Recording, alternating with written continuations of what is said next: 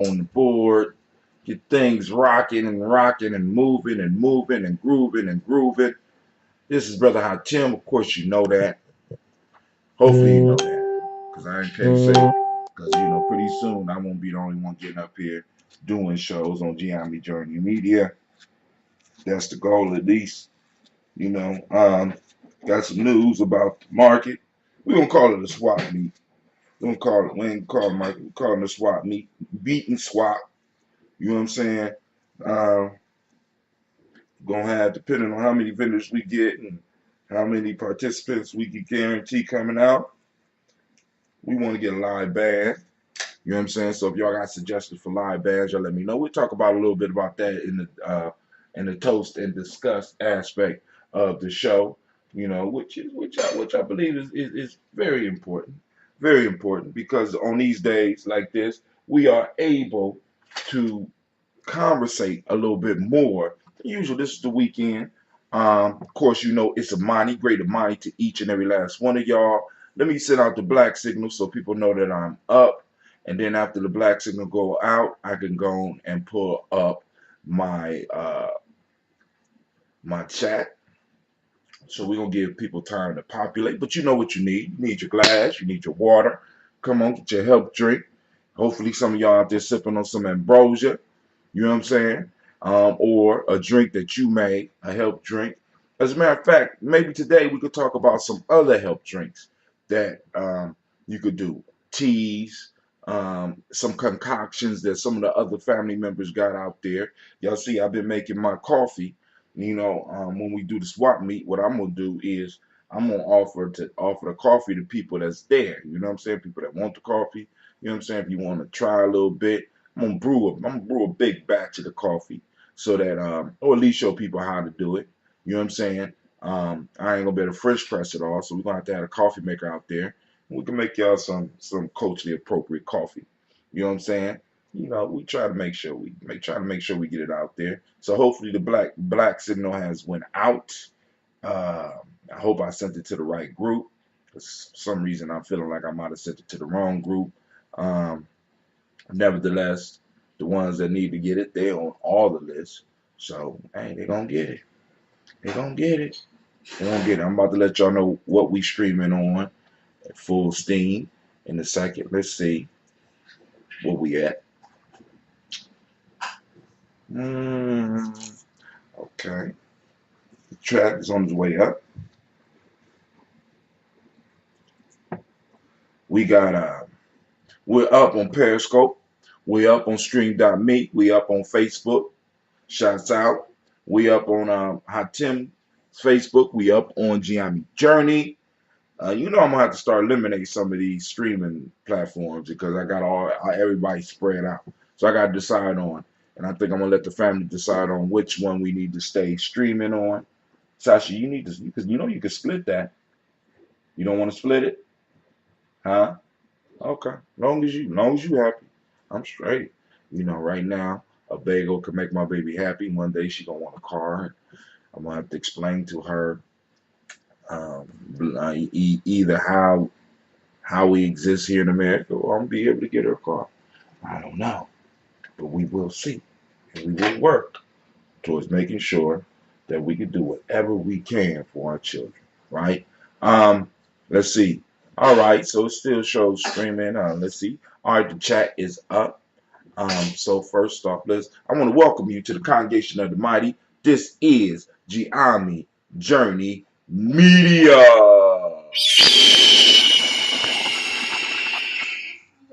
Give it up, anime. Give it up, girl. And of course, this is the Daily Toast. And this is a Heart of a Simba production. Stop. To blow up your old paradigm.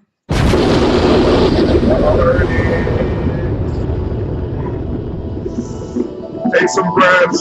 Get some movement in. Come on. It's only for a minute. Mr. Kitty.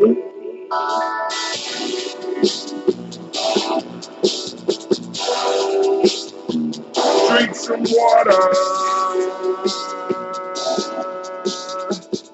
Come on. Drink your water, but first, take your breath and drink some water.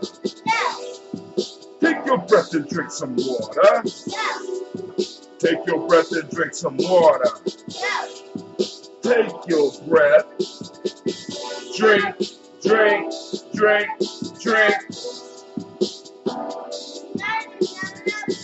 Drink, drink, breathe, drink. Now, grab your glass and get some water. Grab your bottle of that water. Twist the cap off that water. Lift and pour that water. Drink, drink, drink, drink. Drink, lift, pour, drink.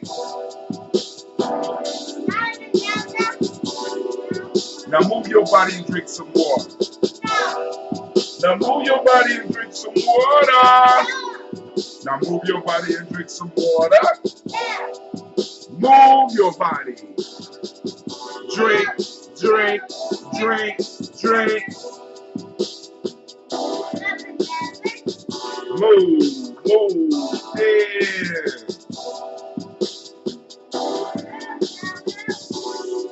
Now raise your glass and toast those ancestors.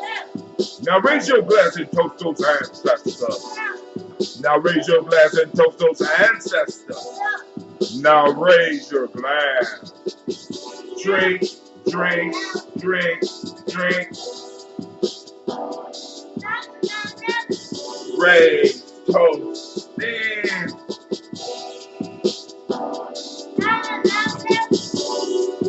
Take your breath and drink some water. Lift your glass and pour the water. Move your body, drink some water. Raise your glass and toast your ancestors. Breathe, live, move, toast. What? Breathe, drink, move, toast. And here we go. Take your breath. Lift, pour, and drink. Move your body.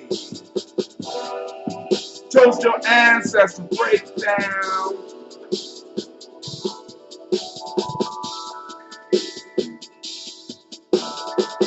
Drink, drink, drink, drink.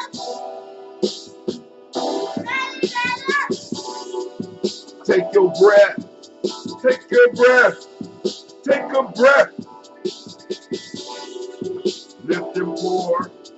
Lift and pour. Lift and pour. Move your body. Move your body. Move your body. Toast your ancestors. Toast your ancestors. Toast your ancestors. Let's drink, drink, drink, drink. Drink, drink, drink, drink. I want to thank everybody for taking the time to join us on Gye-Nyame journey that are joining us. I want to say peace, blessings, peace, power, and joy, and of course, 100 years. Drink your water, family. Come on, let's drink up the water. Let's drink the water. I'm gonna go and put on some music real quick so that I could go on and see if we can get us a little monologue real quick. You know what I'm saying? Y'all know how we do. All right. I had another beat on here. Let's see if we got another beat. Let's try this one real quick. Let's try that. All right, so family, you know, had a beautiful meeting yesterday. Shouts out to the host, Mr. Navita Nelson. Hooked us up, you know what I'm saying? We got to sit down, we got to conversate and reputate and put some stuff together as far as the warrior training. And one thing I neglected to do was to look at when the next warrior training is. So yesterday was the 5th, so we will be having our next warrior training in exactly, it's 13 days now. It will be the 19th. January the 19th, we will start this year's warrior training. The first warrior training in 2019 will be on the 19th of January. We have also set up the last Kuumba in February, and I'm thinking that's the 23rd for our market slash swap meet or swap meet slash market. You know what I'm saying? Because family, we want people to understand that we're trying to bring something that will we need to stabilize the culture just a little bit more. You know what I'm saying? We always got to take one step. And one of those major steps is getting commerce to start happening within our community, right? Within our tribe, within this little part of the nation that we got. So we got space, we got the responsibility to handle it and make it happen, family.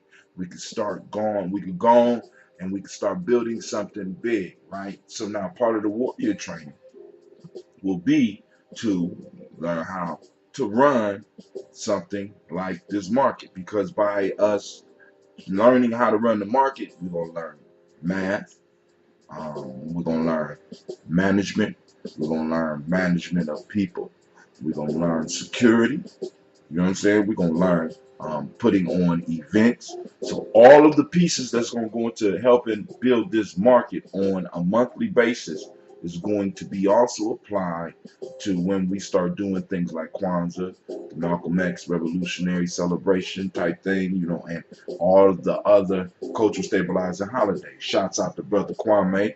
Thank you for coming out.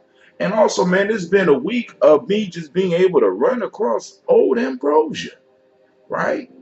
Sister Davita had some old ambrosia that she kept in the refrigerator for a while, but then she said, okay, I'm gonna put it on the back porch because I don't want it to blow up.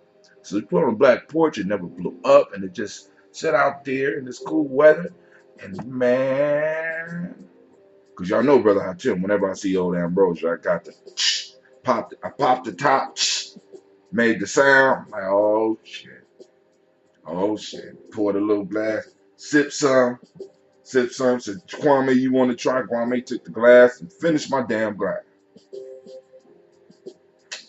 Man, that damn Kwame. Man, good God almighty, man.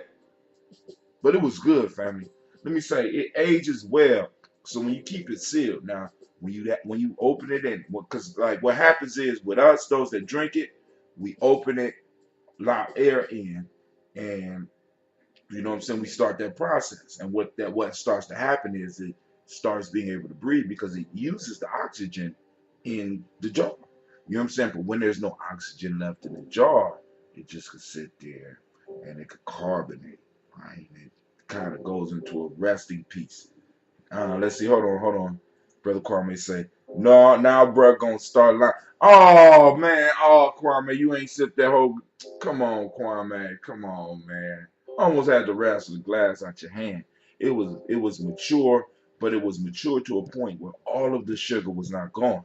You understand what I'm saying? So perfect, perfect. It was at a perfect point, perfect level. So let's go on up here back to Cheese Grits. My daughters like this song. This is all the first song was let me make sure I get credit. Shine Like Music by Brother Shaka. This one is called Cheese Grits by Shaka that I'm rapitating over and drinking my water too. So we're gonna finish up our water, family. R. Kelly is in the news once again because the documentary hit. There's a lot of there's a lot of discussion around that. There's a lot of discussion around what happened with the young lady at the McDonald's in Florida. I think it's Petersburg, Florida, where the white dude jumped across and tried to snatch over the counter. And man, did she unload on him. Oh my God, did she unload on him? We can talk about that. We could talk about the R. Kelly piece. Because I mean, both of those bring up important issues in our community. One is the predatory nature that capitalism produces. You know what I'm saying? The predatory nature that is presented to individuals that are able to produce capital, that they and the relationship that they form with people, other people in poverty, and people looking at them as a way out. You know what I'm saying? We call it soft prostitution. You know what I'm saying? We got some people softly pushing prostitution. I mean, really, when it comes down to it, you give me a certain amount of money, I give you some of this, or I give you some of that little one over there, or my child could chill with you, because I trust you. You gonna give me extra $5,000. You know what I'm saying? It's all prostitution. It's prostitution, family. Let's be real. And the fact of the matter is that a lot of our people, if we look at the way that the world is telling us to be, that's the way we're supposed to be, right? Money over everything. But the question always comes in: when do our value, what we truly value, and family? We have to be careful when we run into people, when they people that show us their values. When you see their values don't line up with yours, you might need to start moving in a different direction. This is why. Because somebody that show you that their value, what they value, when they show you their value, they show you what they worship. Which means that if what they worship turns them against you, you and your family are in danger. Money is what a lot of people value. Money, even though they don't say it. They'll go to church every weekend. They'll go to the mosque. They'll go to meditation. They'll sit down and do the meditation. But when you start talking to them and you start hearing money, money, money, money, money, money make the world go round, money over everything. Money, money, money, money, money. It's about the money. You need to be aware. That individual's a mercenary. He could be paid to sell you. He could be paid to destroy you. He could be paid, or he or she could be paid to murder you. Right? So that's why it's important that, like, for example, a lot of people are like, why y'all do all the talking during the warrior training? Right? Because with young people and even some new people coming in, we got to let them know that honor, loyalty, and sacrifice. You know what I'm saying? We got to let them know about the 3 levels of learning. We got to let them know about the 7 unbalanced passions. You know what I'm saying? And then we got to take them on experiences where they can see this shit happening in real life and put them in situations where they can see it happening in real life so they can start evaluating and start really learning where their value should be. Right? Many times we leave it open for the world. You know what I'm saying? We send our kids. I mean, it's like we trust our children in an educational institution that is designed to produce small capitalists. And then we wonder why they're doing some of the shit they do. Come on, family. It's not hard to figure out. And the next piece, we could possibly discuss, right? Let's look at the young girl in Florida. White boy pulled on her, and she unleashed hell on his ass, right? And thank God there was a camera there, because if not was a camera, if it wasn't a camera there, it wouldn't have went viral. None of us would have ever heard about it. And that little girl would have lost her job. But then I seen a lot of people complaining about the brothers over there. Like, the brothers needed to do something. The brothers did do something. They tried to pull her away from him, and then they went around and tried to help move him away from her.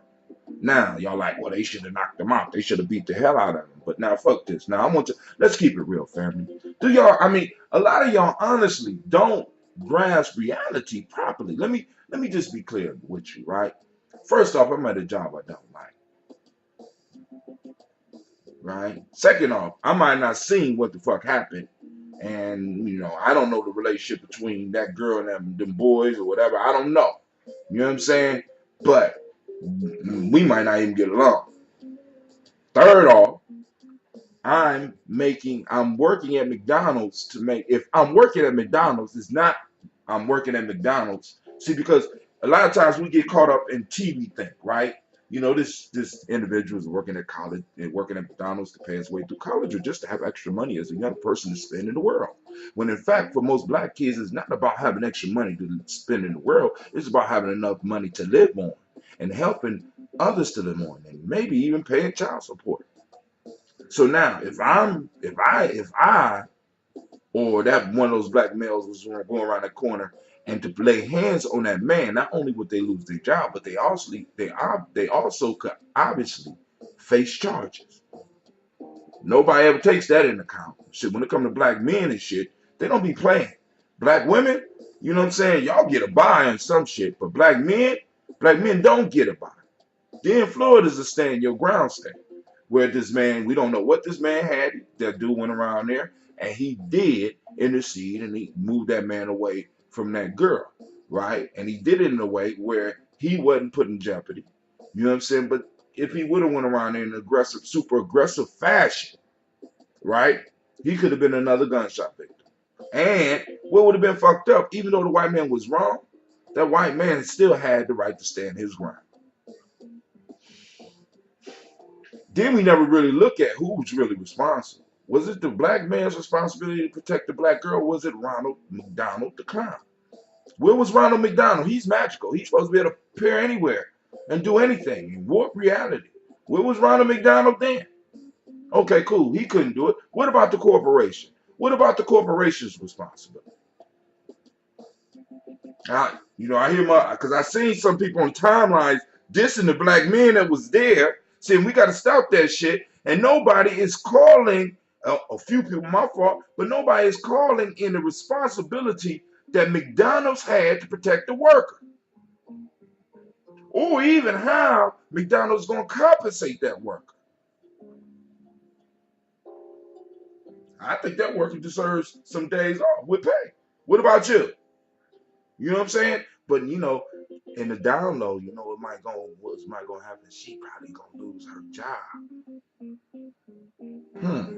I mean, y'all don't think that far, do you? Nobody think about that shit. Don's gonna fire her ass, right? Some of y'all gonna raise the funk, and they just see because they know how we do. We get up, we raise the funk, and we forget, right?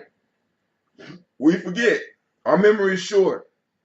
We need to get a memory like some of these other organizations. We don't forget shit. Don't forget nothing. Not realizing that our young people are working at McDonald's because they have no other place to go.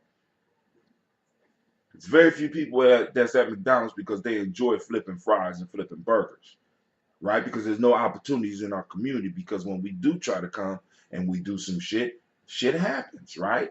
So it's hard. It's been hard for us to develop the industries and businesses so that we can provide our young people with jobs that can lead them somewhere. You know what I'm saying? People, I mean, because McDonald's can lead you to somewhere, brother. Where can it lead you to? You know what I'm saying? I mean, we don't take that shit in account. We just do this. Yeah. Those brothers should have. Yeah, they're obviously not men because they didn't defend the black woman's honor. Yeah. That's what we do. And then some of the brothers start chiming in on that. You know what I'm saying? See, because these are individuals that I don't like, and I don't allow them in my tribe. Woulda, shoulda, coulda tribe. You know what I'm saying? The woulda tribe, the shoulda tribe, and the coulda tribe. Woulda tribe. I woulda. You know what I'm saying? You know these individuals because I woulda. I woulda. You know what I'm saying? And they don't. I mean, it's like I woulda. You know what I'm saying? A lot of people out there who have never been in any type of combat situations, any real life or death situations, except when they playing them goddamn games. You know what I'm saying? Commenting. You know what I'm saying? I woulda. You know what I'm saying? Or those from the shoulda tried. He shoulda. He shoulda. You know what I'm saying? Or he coulda. Oh, I mean, y'all stay in y'all tribe. You know what I'm saying? That's why a lot of times I don't even get involved in a lot of shit because I looked at it, then I start reading some. I said, fuck this. I'm done. I'm burnt out already. I can't do it. Can't do it. Can't do it. You know what I'm saying? Because people real quick to sit up there and comment on what somebody shoulda, woulda, coulda. You know what I'm saying? That type of shit. And when the first time I divorced myself from the shoulda, woulda, coulda tribe, from the shoulda, woulda, coulda tribe, was when we back in the days when we used to read about slavery and motherfuckers be like, if I was back there, I woulda. If I was back there, I woulda. You know what I'm saying? And I'm sitting up here and I'm saying, all right, do you understand that you're saying that your great grandfather was a punk? Do you understand that? Do you understand that? If I was with Nat Turner, I wouldn't have. I would have. I should have. He could have. You know, if I was back in the slavery days, you know what I'm saying? So what you're saying is that we were punks all the way up until you was born. Same thing with these situations. A lot of people that's talking about them, they're not. You have never been in those situations. You're not in that situation, so it's hard because take it from a person that's been in some of those situations. It's hard, you know. Motherfucker, be start talking to me. I'll be like, yo, what would you? I don't know what I would have did. I'm just gonna be honest with you. I don't know. You know what I'm saying? Because when I was put in those situations, I was scared as fuck. I said, damn, I'm about to die. Several times. Oh man, I'm about to die. Fuck it. Now I might as well go all the way in now.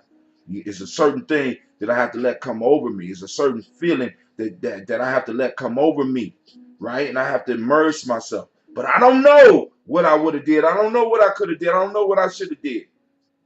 You understand what I'm saying? I just did. You know what I'm saying? But then you got all these people with all this side commentary. It kills me. Bro, you're forgetting that we could advance ourselves to owning a McDonald's. Yeah. You know, McDonald's probably would have handled it different. You know what I'm saying? Because check this out. Did you not notice that the manager went and finished this motherfucker's order?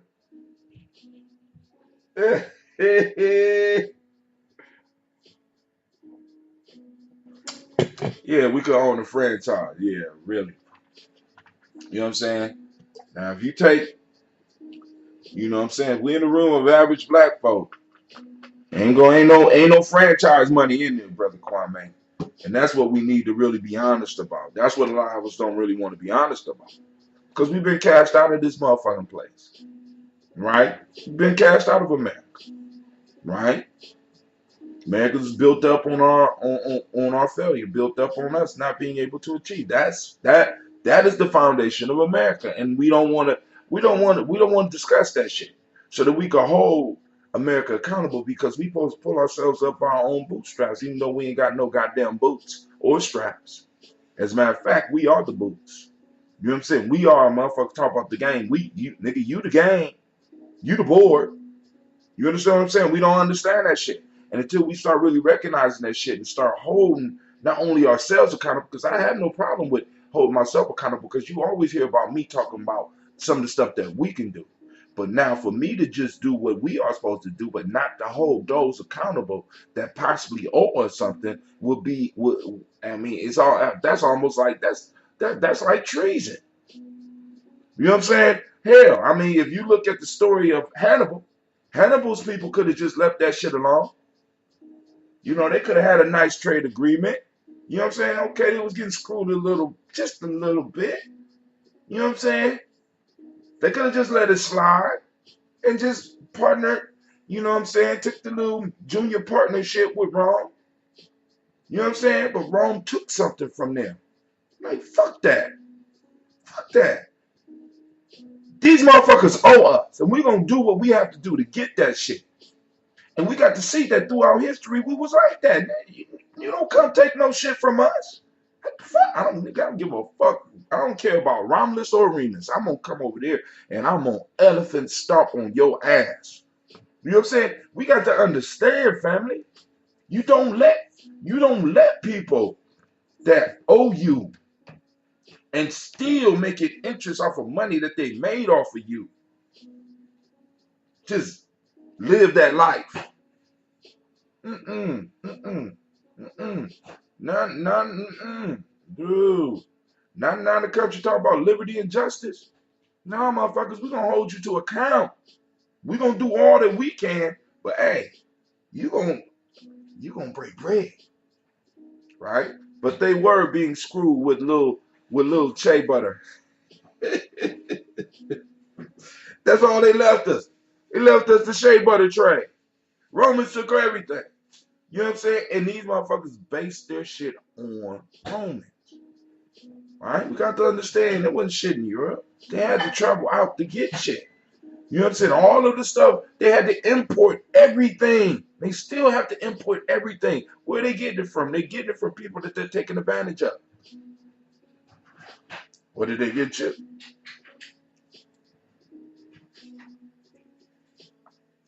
Mm, my fault. Y'all feel we indigenous and ain't even received any of the benefits that Native Americans have received. Come on, family. We want it so many ways. It's sad to me. It's sad. But hey, it is what it is, right? All right, so I'm gonna finish my water up. But the swap meet family, we want. I got a list of vendors. I'm about to go. I got to figure out how I'm gonna hit these vendors up. We're gonna start working on. We're gonna start advertising. We're gonna develop a flyer for it. The flyer will be coming out for the next warrior training.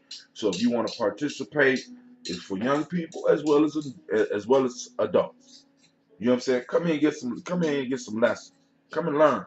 Come and volunteer.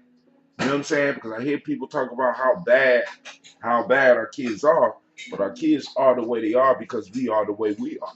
They are a reflection of us. And I know some of us we isolate ourselves in these little corners, and we got our good children, right? Put up the hashtags. But what happened when we put these good children in the pool of madness that's out here? We got to work to change what's out here. Because if not, it's going to infect our children as well, directly or indirectly. I have weekly nightmares about it.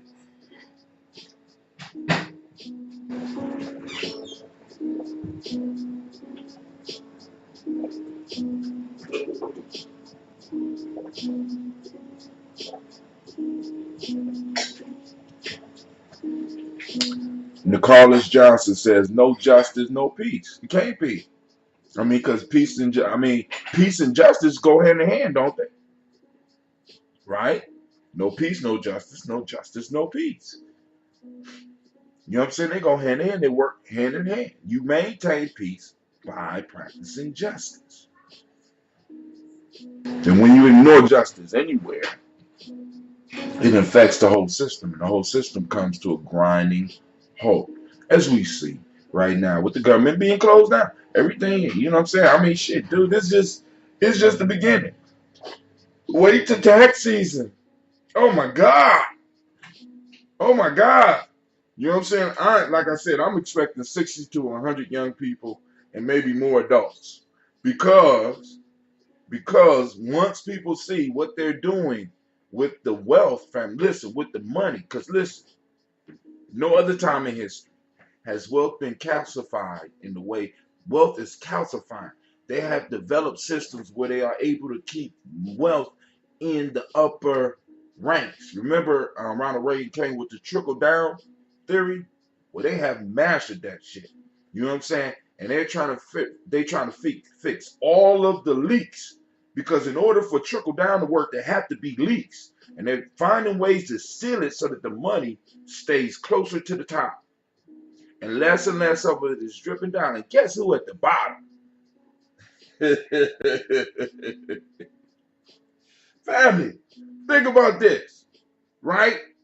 To be at the top of the African American families in this country right now, right now, you need $350,000. You can keep the assets. Let's say assets, cars, houses. With 350,000, you are in the top 10%. Now, let's flip it over. Let's look at the top 10% of white people. What do you need to be up in the top 10% there? Let's just throw out a round figure. Somebody throw out a figure. See, because because people say we're not in two Americas, right? But our top, to be in our top, you need 350,000 just for us. That don't, you know what I'm saying? So, and that puts you in the bottom 30 of white people. Let's just put that bottom 30%, right? But to be in the top for us is 350,000. So there's a definite wealth. You can't even call that shit a gap no more. You can't even call it a gap no more. There's a there what's that big hole in the ground? There's a big wealth Grand Canyon It's a wealth Grand Canyon. And a lot of us is running, saying, hey, I believe I could fly and run and try to jump across that shit and fall into ruin. Come on, family. Let's keep it real. Let's talk about it.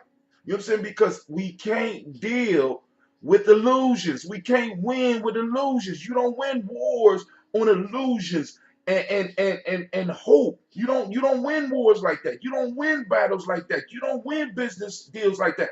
You don't win it like that. You have to be able to face the reality. This is the reality we face in family. And I feel it's my responsibility to say, hey, family, this is the reality we face. Economic is the reality we face. Education is this reality we face. Because when we are able to look at the reality, that's when the best in us come out. When Nat Turner looked at the reality of the situation, Gabriel Prosser looked at the reality of the situation. The best came out when what's his name? Toussaint Louverture and the crew over in Haiti looked at the reality of the situation. Marcus Garvey looked at the reality of the situation. When we start looking at the reality of the situation, that's when the best flows out of us. Almost some 200 million to be in the damn.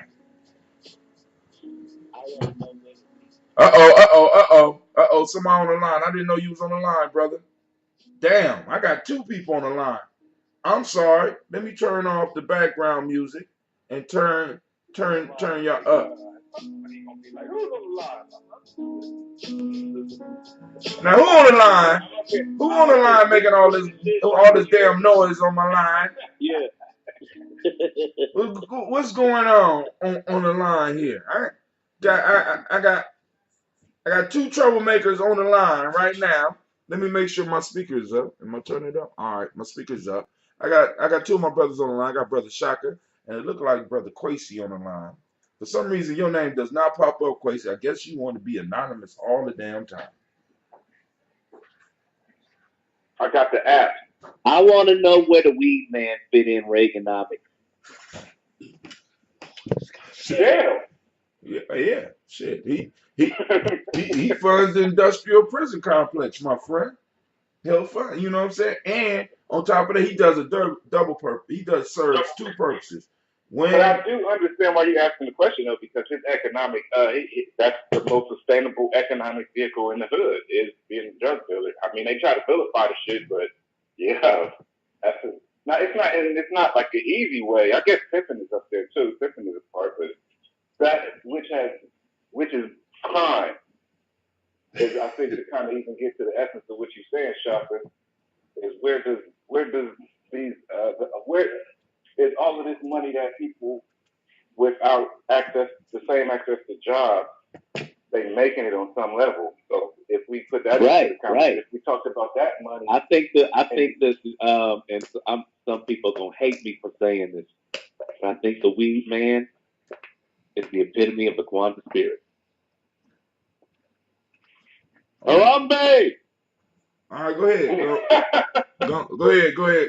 Flesh that out for me, sir. Because I'm about to, you better come with it good, because I'm about to smash your ass. Go ahead. It better be good. Man, look. I got to threaten you. Ujama. Well, actually, weed is legal. Now, I'm just saying. Hey, listen. Continue, brother. Hey, and Coochie Chakalia, choose for yourself. Right? Now, I got a question for you, Shaka. This is your own medicine. Hold on, I ain't done. All right, That's go only ahead. 3 principles. I'm about to ask you. I'm about to ask you. I want to clarify. Because, look, you on to something here. Because at first I was thinking about the legal aspect of it. But weed is not legal and shit like that, but cool. But let me ask you this. Is it really a choice if there is no choice? Come on, man. There's always a choice. No, I'm just saying. If I control all the mechanisms and I leave you some stuff on the table, is there really a choice? Organic. Most of that weed is not organic. I've been studying boxing, man, and footwork. That makes me think of that. Like when you squared up, do you like if your opponent is coming at you real strong, you don't like straight up. You back up and you sidestep, and then you create angles. You put you can use your opponent's natural tendencies to get them to do what you want to do. Mm-hmm. You see what I'm saying? And everybody's natural tendency is to eat. You see what I'm saying? Everybody's natural tendency is to eat. So we're gonna fucking eat. You know what I mean? So then you leverage the situation, and but then that's why I'm like, how do we get up under this? How do we get from up under this lost shit? That's kind of what I was thinking about today. Like, I guess maybe we gotta be willing to go to jail. Cause okay, perfect example. I want to talk about this. You know that girl, everybody's seen that girl that beat dude's ass to McDonald's because he put his hands on her and she gave him a couple rights. Did y'all see that? Ooh, she put it on him. I just was talking about that. That was one of the things that I opened up for the conversation. So one of the things people were saying was, well, why ain't these men helping? Why ain't these men helping? They ain't men. And I'm like, okay, I definitely can understand that because I don't understand that. I know some people who will automatically just jump in, but at the same time, them men got families of their own. There you go. And are we going to shut down the criminal justice system if they go to jail for doing what they were supposed to do? Or they going to just be another nigga locked down? Another nigga locked down. See, because listen, that was my point. That's my point exactly. But because I don't want to jump off of Shaka's point because he raising some good facts, or some good teasers for us to look at. Because he said, for those that missed it, Shaka said that the weed man is the highest representation, and I'm paraphrasing, the highest representation of the Kwanzaa spirit. He is Father Kwanzaa. And he threw the principles out there. And now Kwesi is going into this. One of the first things that I spoke about this morning when I started was about the situation with the girl in St. Petersburg, Florida. I think he should be the mascot. His name is Quentin with a K. You talking about the weed man? I'm playing. Go ahead. So now, going back to your point, as far as the weed dude, then we get to Kwesi's point, right? Now,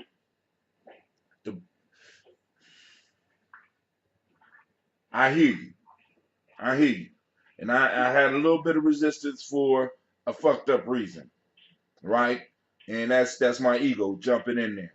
Because I hear exactly what you're saying. But now, because you said self-determination, you said Ujima and Ujama. He determined his own destiny. Do he really determine his own destiny is what I'm asking. And then also, I'm going to ask you that. Does the weed man really determine his own destiny? And then on top of that, and define his own reality. Does he really do that? Or is he just fitting into reality that has been defined for him? Does he really practice Ujima and Ujama? You know, because a lot of weed men give away a lot of those seeds and stems and shit. You know what I'm saying? Wait, Brother Kwame said, did Melina Karenga sell weed too? As father, I don't know. He might, shit, that was the 60s. A lot of people, you know what I'm saying? I don't know. Do anybody out there know if Milana Karenga was selling that weed? You know what I'm saying? I bought 2 dime bags from him. No, he wasn't selling weed. He was selling a reefer. Back then, it was reefer. You're right. It was reefers. It was, as reefers. And they didn't have the blunts. They had the papers. Pink papers. I don't know if everybody out there old enough to remember the pink papers and shit, but I remember pink papers. You know what I'm saying? But the whole idea, because the reason we started talking about this is looking at the reality. Because even if you look at the reality of the weed man, does the weed man even fit into the top 10% of black people, or does he even fit into the top 10% of white people? And in most cases, the answer is no. As far as economically, because a lot of weed men. But see, and then you got your niche audience as well. You got your edibles, you got your gummies, you got your no, that's oil. new shit. That's new shit. You got to go to a store and find that. You ain't going to the weed man's house and find that shit. No, you Shocky. don't. No, you don't. Shocky, you ain't finding no You, goddamn gummies at the man, motherfucking you weed don't man house. understand what Yes, I'm he is. saying to you, yo. You don't Yes, he understand is. what I'm saying to you.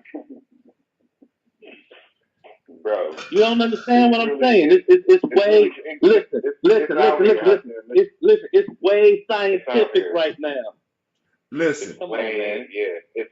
I'm So telling y'all, you, wait a minute, I'm hold not on. saying, I'm trying to say as much as I can by not saying shit. You understand me? So you telling me you go to weed man now and get gummies? I'm not telling you shit. I'm just saying, bro. I need a weed man.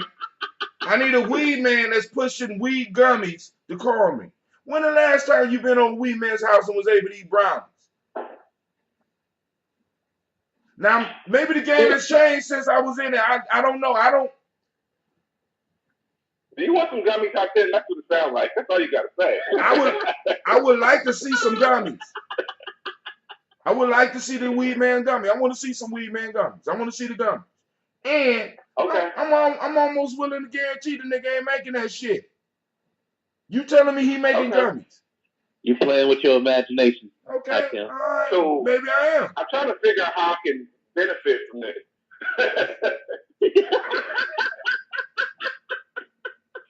Not in that way, FBI. Actually, I never really thought about how that might have sounded. I'm not thought about that. Like from a betting man's perspective. From a betting man's perspective. For all you letters listen out there. I just want to know I mean, are they? You know, I mean, so now the kid. I mean, you can walk up to the. I'm just saying, man. Come on now. I mean, if it is that I mean, because maybe are they a distributor? Are you talking about distribution stations? Bro, anything that you can make, they make machines. That shit it only comes from a machine. All you need to do is be able to turn THC into an oil. I can make olive oil, can I? You can make olive oil. All you need is so you can make weed oil, and that's all I agree. You melt the fucking gummies and you put the oil in it. Okay, so where they getting the oil from? Where they getting the oil from? Because it take a whole lot of weed. Do you know that they have machines, whole stores dedicated to that shit now? Yeah, okay. You can legally buy all of the stuff you need to make it. You got a damn hydroponic system. I got a hydroponic. All of that shit is no, I have a. Excuse me. I have an aeroponic system. But 10 years ago, nobody had a hydroponic. Well, maybe 20 years ago. I have an aeroponic system, sir. I'm just saying. And that's even way more advanced. I never heard of an aeroponic system, so I came here. You know what I mean? But I'm just saying. The technology is available. The technology is available. But I'm like, so all right, cool. I haven't been in that side of the world for a long time. So I will submit and I will admit defeat. I don't know. So I have to say I don't know. You know, but I'm like, yo. So okay, cool. So you say he exhibits the spirit of Kwanzaa, and go ahead and finish your explanation. I mean, if we go, okay, so let's go through all the principles. Okay, first of all, name one individual in the world that's brought more people together than we. Umoja. Next. Oh my God. I'm listening. I'm just praying as we talk. Go ahead. I'm listening. Lord help me. God. Oh, this is great. Oh my God. Uchagalia. Okay. Ujama. Ujima. Nia. Yeah, Nia. Go ahead. Listen, it's medicine. It's medicine. You understand? I understand. No, not just that. Not just that. This is where we have to, in the spirit of Kuchagalia, we have to acknowledge that everything that is moral ain't legal. Right, I agree. And everything that's legal ain't moral. And so as we go about our lives and we bring into our practice that which is healing, that which allows us to come into a space of study, rest, and perfection. Choose for yourself. But the purpose within the whole culture of weed right now, I mean, if you just like type it into Netflix or Hulu, all the documentaries and all the things that's saying this is where we should have been in the first place. All right. So there's definitely a purpose within this plant. It's medicine. Kuumba, creativity, the things that we are creating and the things that bring more into our state of collective economics. Yeah, we talking about edibles. We talking about the brownies, the cookies. We talking about the candy. You know, on the creativity, I just want to ask Shaka, what was you doing when you came up with this idea? That's what I'm saying. These I niggas smoking got it. weed. Smoking weed. I know exactly what You you know, were I mean, doing. it's like just Hey, I'm gonna tell you what. I'm just talking out the side of my shit. I just thought of it while I was listening to Hatim. oh my God, you done The made me first forget my question. point. The first question was where does the weed man? Where's the weed man in Reaganomics? Because I imagine, like, all in my mind, I'm hearing the weed man call into the show like, no, brother, you got it all wrong. Because really, I think here's the piece: is that when we making fast money like that, and we got pockets and motherfuckers ain't counting for real, there's no way to calculate then how much money, how much money is really going right back into the community. Mm, But it is. mm. I mean, you can actually calculate that shit, Quasi. I mean, I mean, we don't focus on it, but we could calculate that shit. We could take, like for Yeah. example, when people call in and be like, well, brother Hatim, the numbers you talking about far as the economics in our community is wrong. I'd be like, it's really easy for us to see. We could take a square block area and we could just do a survey. Most of us know people that smoke weed. We do a survey, how much weed you smoke in a week. Boom, boom, boom. You know, he probably won't tell you who the weed man is, but if you know him, you probably already know who the weed man is. And you possibly could calculate how much money the weed man was actually making. I mean, it's not impossible to do. We have enough people with skills to actually find it out. But what you are going to find out is that a majority of the weed men may not be doing as well as you might be trying to or you think they're doing. All of us know Well, many I of mean, I that's mean, part. all of us we know listen. We live all in of us know plenty of we people live. that went into the weed business and still No, not no, no, doing no. better Wait, than you. here's the thing, though. Here's the thing. We live in a day and age of seize the means of production. And think about it like this too, though, Hatim. What you just said, you only got to be making. I mean, the average is 3,700 a year, something like that. You said maybe, right? No, for to be in the top 10%. No, not the top 10%. The average, the median. Oh shit, wealth for us, the median wealth level is $1,700. So you only got to be making seven. You only got to be making Man, $1,800 selling weed to be doing better than everybody else. No, that's income. I Wealth is guarantee. wealth I is guarantee wealth is the every amount of money. every weed smoke every weed purchaser out there spends about $1,700 a year on weed. Yeah, that's the minimum. So they spending their wealth on the weed, and then what the weed man spending it on the weed. Man, listen to this. Especially if they have not seized the means of production, because that's a whole nother discussion. Because I would I would actually sit up and argue with y'all that a majority of the people selling weed have not seized the means of production, nor do they want to.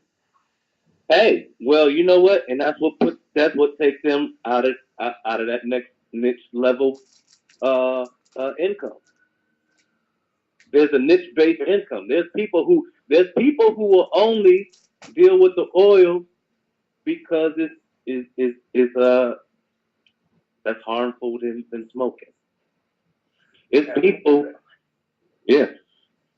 At the same time, you got to take into consideration that it's a alternative lifestyle, and one of the things that you find when one of the things you got to take into consideration that you're calculating for when you're talking about wealth is the amount of time that you have to do what you want to do. No. That's income. Yeah. That's different. How, Well, that's income. how is it different? Well, income is the what you produce per year. Wealth is what Well, yeah, sure, yeah, you're right. It's different. It's different. I guess you what I was saying was, at the end of the day, we're ultimately these are different measurements of quality of life. right. So the piece. So the weed dealer, if it's a true weed dealer that's not like working a part-time job or doing whatever at the same time, then they're going to have their complete day outside of maybe just meeting people or whatever, however they're doing it. You know what I mean? Don't be giving up secrets of the trade. But Autonomy and freedom with their time. so now as because I don't indulge personally. When I was younger, I did. How many and I have met when I was doing it. I met very few people. Matter of fact, I only met one person that was actually growing, and it wasn't even in this country. That was growing their own. I mean, from root, from the seed all the way throughout the process. I haven't met a lot of people that done that. Have y'all met people that do that? Yes.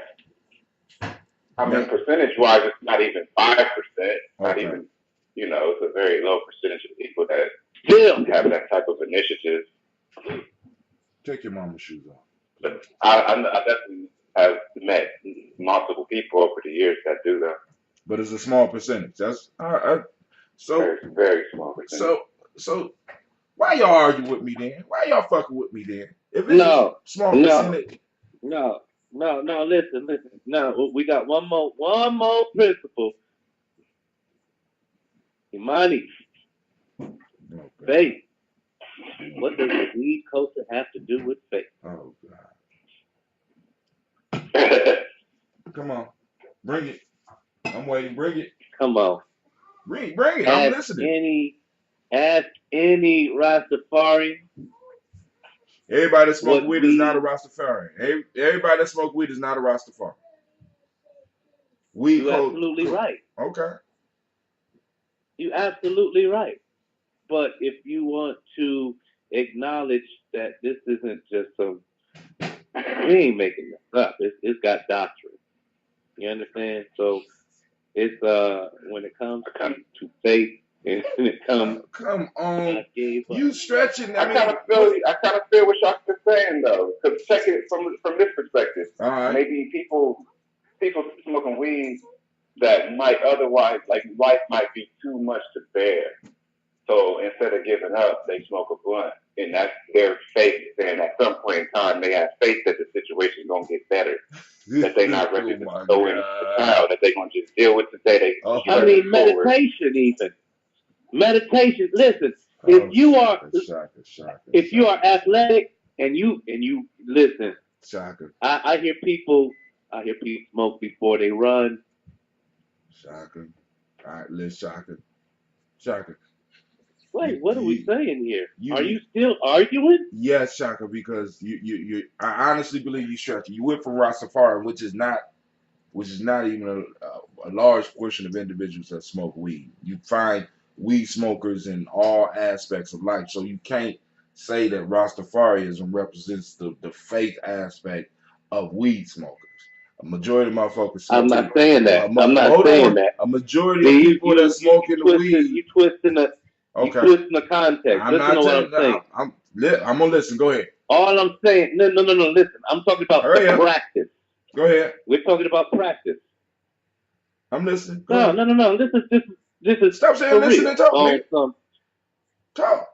When you look at the practice mm-hmm. and the function mm-hmm. that it serves mm-hmm.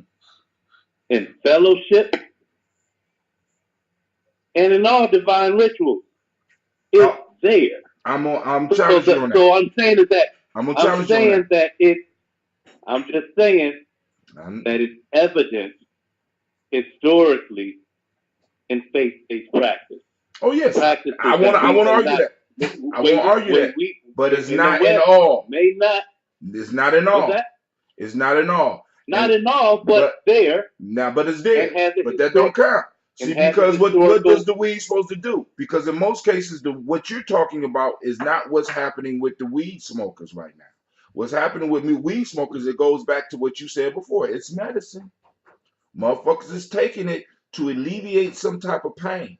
Now, that's Yeah. not faith. That's not truly How is that faith not based. spiritual? That's not spiritual, dog. How does that not affect the spirit, So Hatem? so a crackhead He's a is mad serving a motherfucker. spiritual function.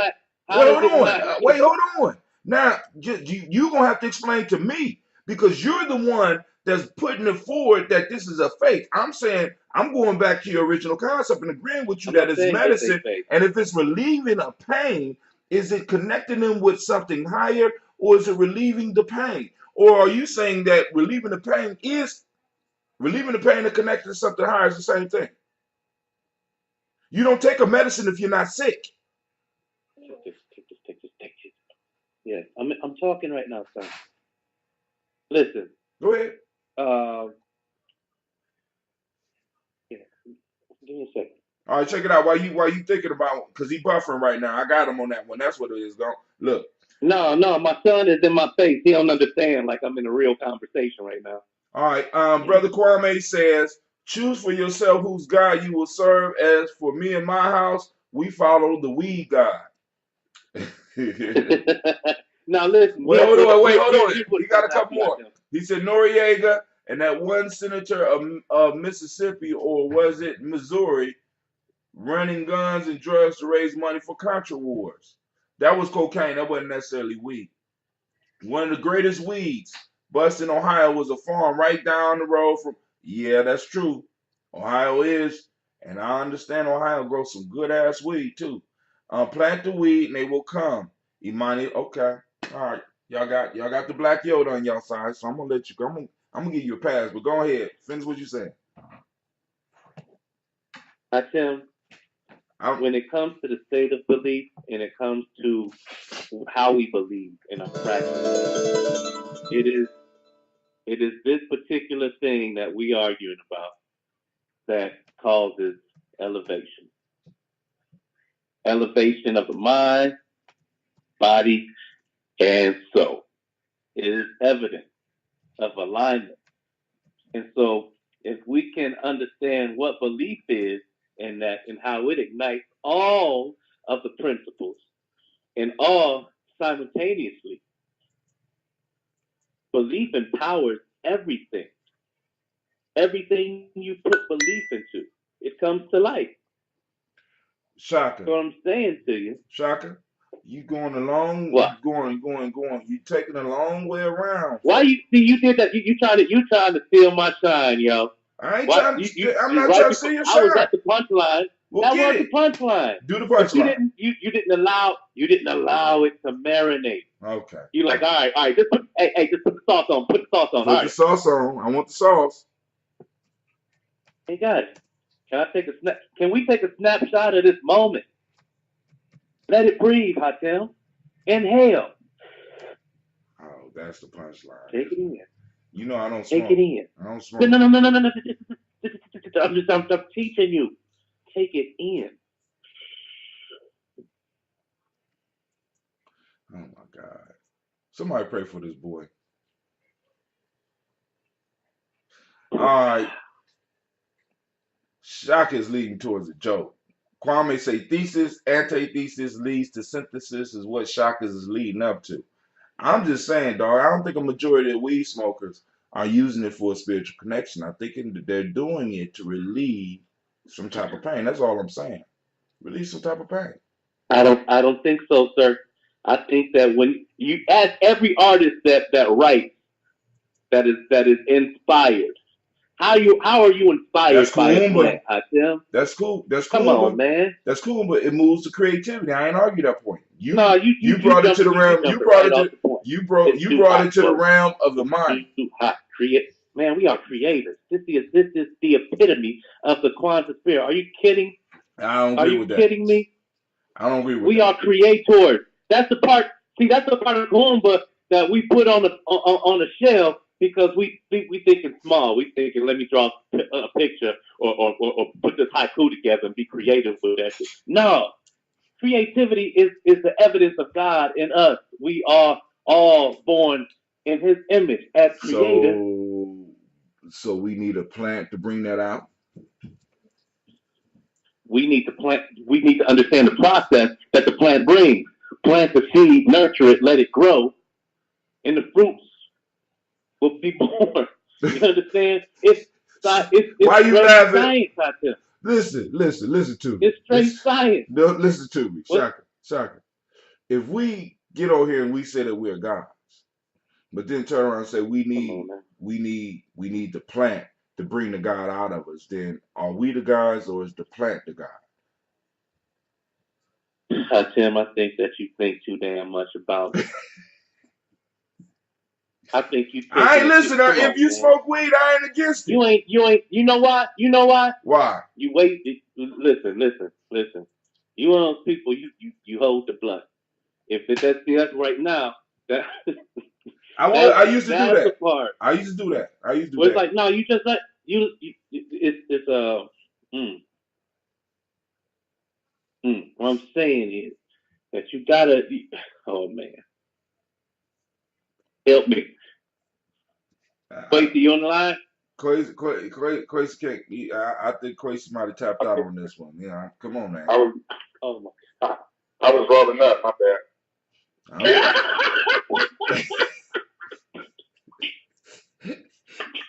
You on Bluetooth.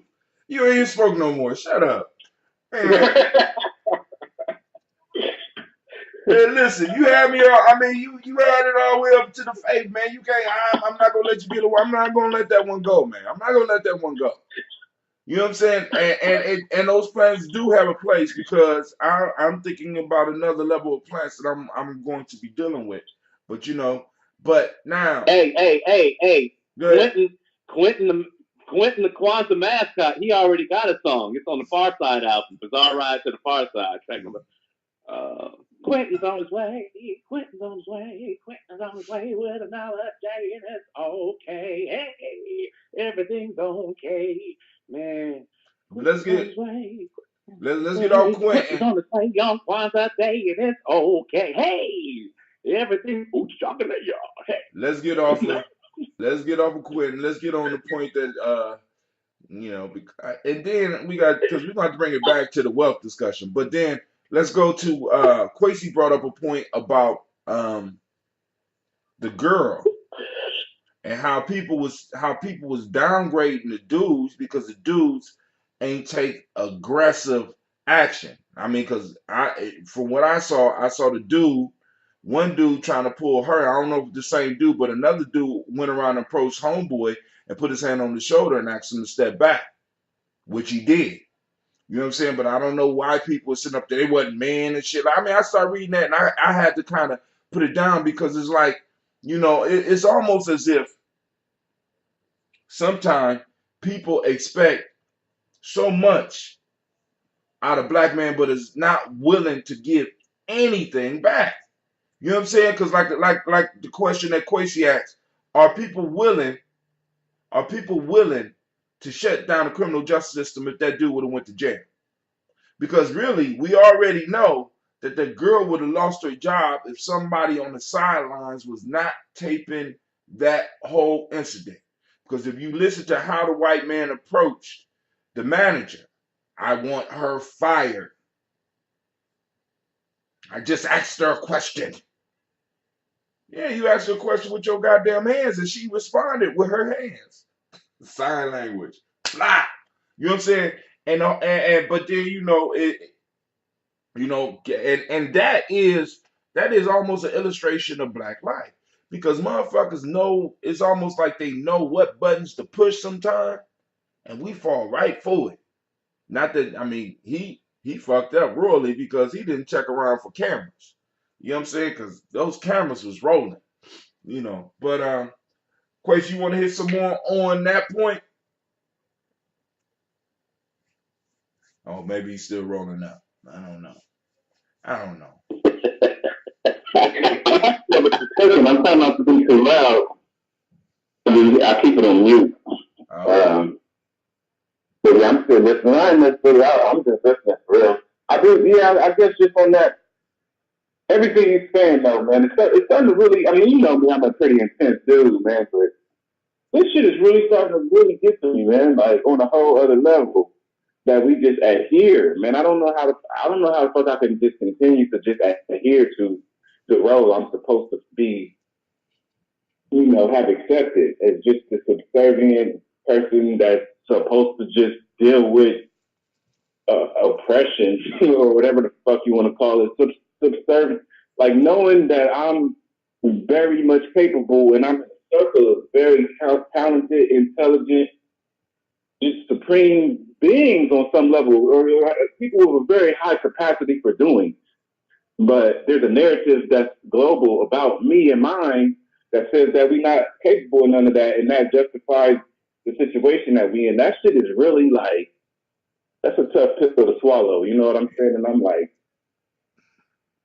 And I mean, I don't know, man. How the fuck do we? My whole thing, I'm still just on that, man. Hey, people need to wake the fuck up, man. We need to wake the fuck up, and I want to say when the government shut down, you know who still get paid?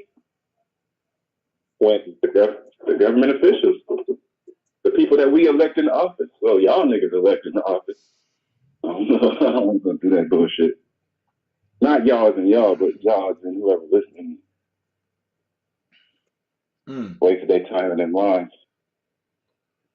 So, all right, family. So now here we go. So what I'm gonna do is I'm about to do this toast because I got these ancestors waiting. Shit, they like, dude, this is no longer. This was gonna be a brunch. It was going. Now we at lunchtime now, so this has to be a dinner. Come on, dude. Time for these libations. So we're gonna pour these libations real quick, and we continue the conversation. So if y'all wanna hold on, y'all can. If y'all want to call back in, y'all can. We can continue on the conversation because we still ain't even discussed the proverbs from this week, or we could just say those for next week. Anything else anybody else want to discuss out there, you can. You can feel free to call in at 614-556-4535. Once again, I want to remind you that you are now standing in the congregation of the mighty. This is Gye-Nyame Journey Media. Gotta turn it back up. This is a Heart of December production. Of course, we are on the Daily Toast, where we strive to blow up your old paradigm. And that gets me to the point that Kwesi is talking about, because not only is the world believing a paradigm about us, we are also feeding into the paradigm that has been developed for us, rather than striving to recreate or where we strive blow up the old paradigm. And I think that's might be what Kwesi is hitting on. Are we doing enough to blow up the old paradigm of us? You know what I'm saying? Because now, for me, I'm like with what Kwesi say, he just totally extracted himself from the political system. I'm one that's saying that if a motherfucker is saying that he representing me, right? Me and mine, it's time for me and mine to make sure that they are representing us. Period. That's how I feel. If you saying that you represent a district that I come from, if you say that you're a councilman from, or we call them, we don't have councilmen here. We got maybe it is a council person. I don't know. Alderman? Oh no, it's not. Y'all got those in Cleveland, don't y'all? No, that's Chicago. All right, not aldermen. They're called I don't know. But y'all know, boom. We got a certain political structure in Columbus, and the only piece that we have to start doing is start using any impact that we have, any questioning that we have, any challenges that we have. We need to start being able to throw this up in their faces. You know what I'm saying? How you dealing with our issues? You saying you representing us? How you dealing with our issues? I don't even like how this whole area is drawn. I want to change how the area is drawn. You know what I'm saying? We need to be able to, because like I said, if those of us that are going to participate in the political process, we have to start demanding from the political process what it is we need and what it is we are owed. Period. Period. We still need to do work on our own, because I believe it has to be a multi. When you go into war, you don't just fight war on one type of way. You fight war on many different battlefields and in many different ways. So we have to have a multi-pronged strategy in how we deal with this. So we got to keep on building like we do. You know what I'm saying? But we also got to hold those responsible that are responsible for some of this shit. But go ahead, somebody was about to say something. Yeah. Man, shoot, go ahead. I forgot what I was gonna say. Man, I understand that I'm old. I'm getting old too. Don't worry about it, brother. You're not alone. You're not alone in forgetting stuff in mid thought. But that's what you get for all those old ass Oh, jokes. here you go, here you go, here you go. Here's what it is. Here's what it is. I think it's important that you do what you do because people are able to anticipate when you on and they jump on when they're ready. Here's the piece though. You might make a point today that somebody ain't ready for the next 2 years. But the fact that you keep doing what you're doing and that you still make yourself available is what's important. And the fact that you got backlog of these discussions, that's important because when that person taps into the frequency of resolve, because see, here's the thing, and this is my piece on righteousness Say again? altogether. I said, this is my piece about righteousness, and this is my piece about how to get back in terms of your quest. So we ask a lot of questions, but the most important questions are those that are conceived in the heart. That's when we're truly ready to receive the answer. And so sometimes what happens is that when adversity teaches and it knocks somebody on their ass, only from that perspective are they ready to receive fundamental answers. Because now they sitting trying to figure out what's real in their reality. How do I get up? How do I get back? And so it's all about the rhythm. Everybody has a rhythm. And in order to inspire change with the masses, you have to tap into the rhythm of the people. The piece is that you doing what you're doing on a daily and on a weekly basis, making yourself available to some on a seasonal basis. Sometimes it takes people season after season to prepare to just get into the conversation Right. because because you're dealing with something very intimate. And All right, so which is why I do it the way I do, because another piece is you said something about the vibration of the people. With what we're doing, we have to set the vibration. You know what I'm saying? mhm, Because this is not something that you're just going to, how can I put it? They make it very hard for people to just stumble on this. You know what I'm saying? I often quote the Godfather where they say, you know, keep your friends close, but keep your enemies closer. How do you keep your enemies closer? You keep them comfortable. You know what I'm saying? Because as long as you keep them comfortable, you ain't got to worry about them striking out, because it's striking you down would mean that their comfort level would all of a sudden be erased. So they keep us comfortable. So it makes it very hard for an individual, unless they just happen to be stumbling on this, or something happens in their life and they have to come looking for this. And we got to make sure the Gye-Nyame journey is available and that is out there. You know what I'm saying? So we're setting a vibe. We're setting a vibe, and it's gonna bring people to us. And the Great Pumpkin is doing a great work in helping us move closer to and acquire new people. You know what I'm saying, at all times. Because please understand, this is a movement. This is a tribe. Quasi, you came back online, or somebody else just popped up in the thing? What's going on?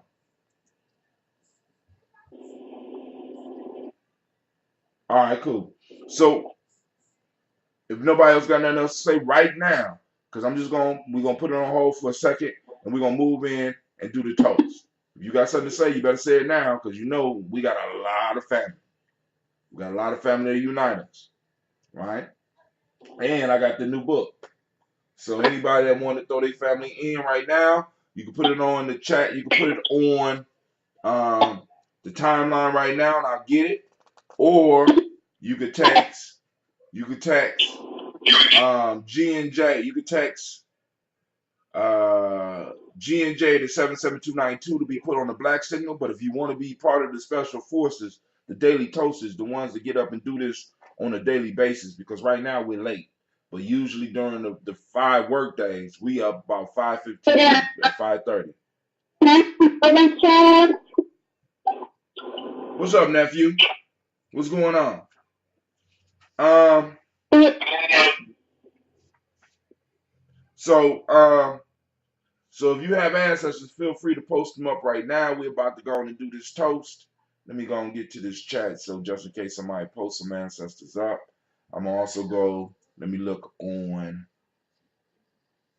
Man, how does this Hootsuite get all this goddamn sleep? Wake up.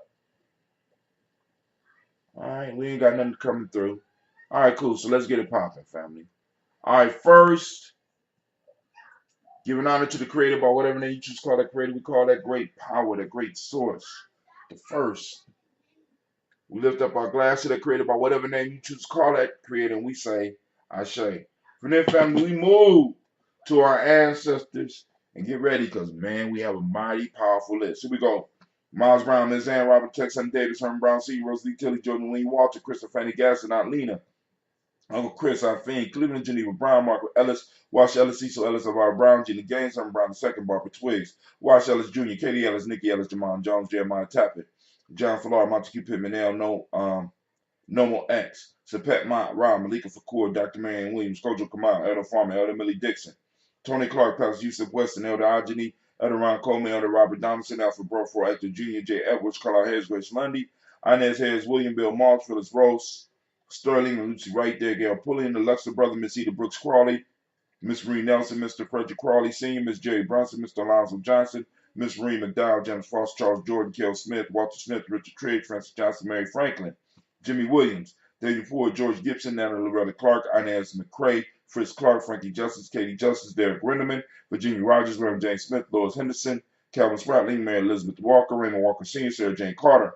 Michael Ford Jr., Kellen D. Russell, Susie B. Smith, Teresa Clay, Melvin Del Hines Jr., Herman Copeland, Mildred Copeland, Jenny Clay, Bird Beatty, Sarah Weller, Levita Farmer, Agosa Sue, Cheryl Harvey, Aunt Charmaine, Aunt Evelyn, Theodis Hasbury, Harvey Hasbury Sr., Leonard Dickinson, T.C. Islam, Terrell Dunbar, Will Thomas, Sarah Berry, Mark Walsh, Merle B. Thornton, Pearl G. Thornton, Ida Johnson, Florence M. Carter, Joanne Thornton, Edgar Tricia Lewis, Juanita Wright, Robert Wright, George Wright, Mary Eliza Frederick Davis, Mary Elizabeth Rogers, Mary Esther Keachler Reese, Linda Watson Hammonds, Jarrell Giles Watson, Sparrow, Slimmy, Selvin Lewis, Andrew Holmes, Pearl Moore, Percy Moore Jr., Mildred Owens, Booker T. Bowden, Charlie Hunt, Sammy Stover, Heather Pearson, Surgeon Thornton, Richard Thornton, Lavinia Hall, Freeman Bankston, Mae Moss, Peter Peacock, Willie Thornton, Napoleon Kennedy, Mark Ramsey, Paul Ramsey, Matt Ramsey, David Ramsey, Charles E. Thornton, Frankie Quells, Urania Thornton, Bernice Quells, Ernestine Jackson, Frankie Johnson, Teresa Mormon, Leon Johnson, Charles Bell, Vivian Ramsey, S.C. Johnson, Dorita Johnson, Leon Johnson, James W.S. Sr., James Parham, Dana Jones, Henry World, James Farmer,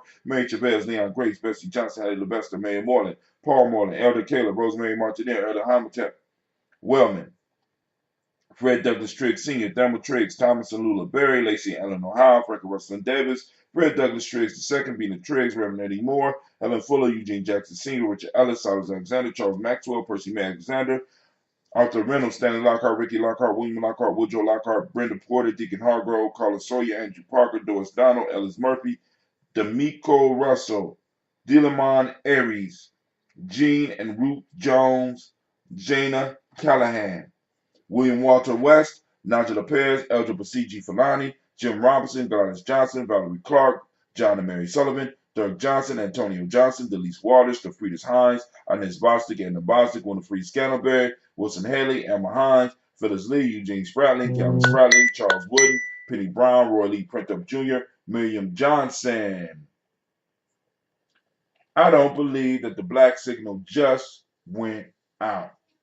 Eugene Spratling, Kevin Spratling, Charles Wooden, Penny Brown, Roy Lee Printup Jr., Miriam Johnson, Wilbur Longmire, Edith Catney, Janice Carter, Michael Carter, Leon Peanut Carter, Margaret Carter, William Carter, Lisa Jordan, Charles Lee Mosley, Dorothy R. Blair, Ransom Evans Sr., Sam Evans Sr., Nalon Blair Sr., Edward Stevens, Sue Ann Stevens, Joe Davis, Timothy Butler, Gene Holmes, Dana Jones, Peter Charles, Christy Nichols, Cardinal Robinson, Rosemary Charles, Ada Pearl, Bob Ingalls, Jack Wallace, Warren M. Finch, Warren P. Finch, Tim Ingalls, Audrey Finch, William Billingsley Jr., Jennifer Sensabaugh, Hazel Gasson, Jerry Bradley, Brian Watson Jr., Kaniko Parsons, Jason Kathy Bradford, Thomas Bradley, also known as Uncle Bookie, also known as Gypsy.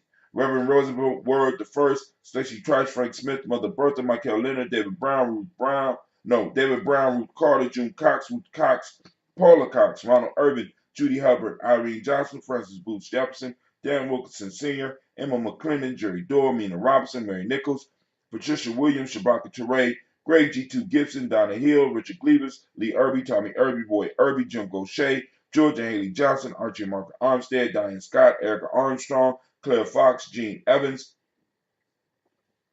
George and Hallie Johnson, Archie and Margaret Armstead, Diane Scott, Erica Armstrong, Claire Fox, Gene Evans, Archie Beck, Anna McGill, Charles McDaniel, Christine Cottrell, Aunt Becca, Alice Arnold, Arthur Arnold, Harry Reid, Charles Reed, Eula and Andrew Baker, Patricia and Edwin Brooks, Gwendolyn and Bob Hatch, Kimball Vernon, Bradley Kim, Janie Harry Tubman Cates, Spencer Sturgis, Sally Mae Baker, Ethel Baker, Priola Baker, Geneva Baker, and Nino Baby Hatch, Hatch Sr., Melly Miller, Housie Hatch, Dad Cleveland, Mother Gibson, Alex Nixon, John Bowie, Lester and Rachel Saunders, Dorita Ross, Riola Ross, Robert Nelson, Francis Stevenson, Leroy Stokes, Neely Johnson, Fletcher Swan, Maddie and Charlie Scott, Ida Casey, Thomas Cofer, Vivian Stevenson, Mona Ann Lewis, Cornetta Lyman Lewis, John Jackson, William Dallas Lewis, Mary Francis, Chappelle Jackson, Michael Slade, Joanne Perkins, Richard Jackson, Martha Ford Dawson, Big Mama, Nanny Harris, Eva Ford, James Harrison, Margaret Towns, Mary Williams, Leroy Q. Heath Sr., Albert Moore, Miss Manella, Albert Motley, Geraldine Elizabeth, Douglas Thompson, Erton Houston, Blood Alls,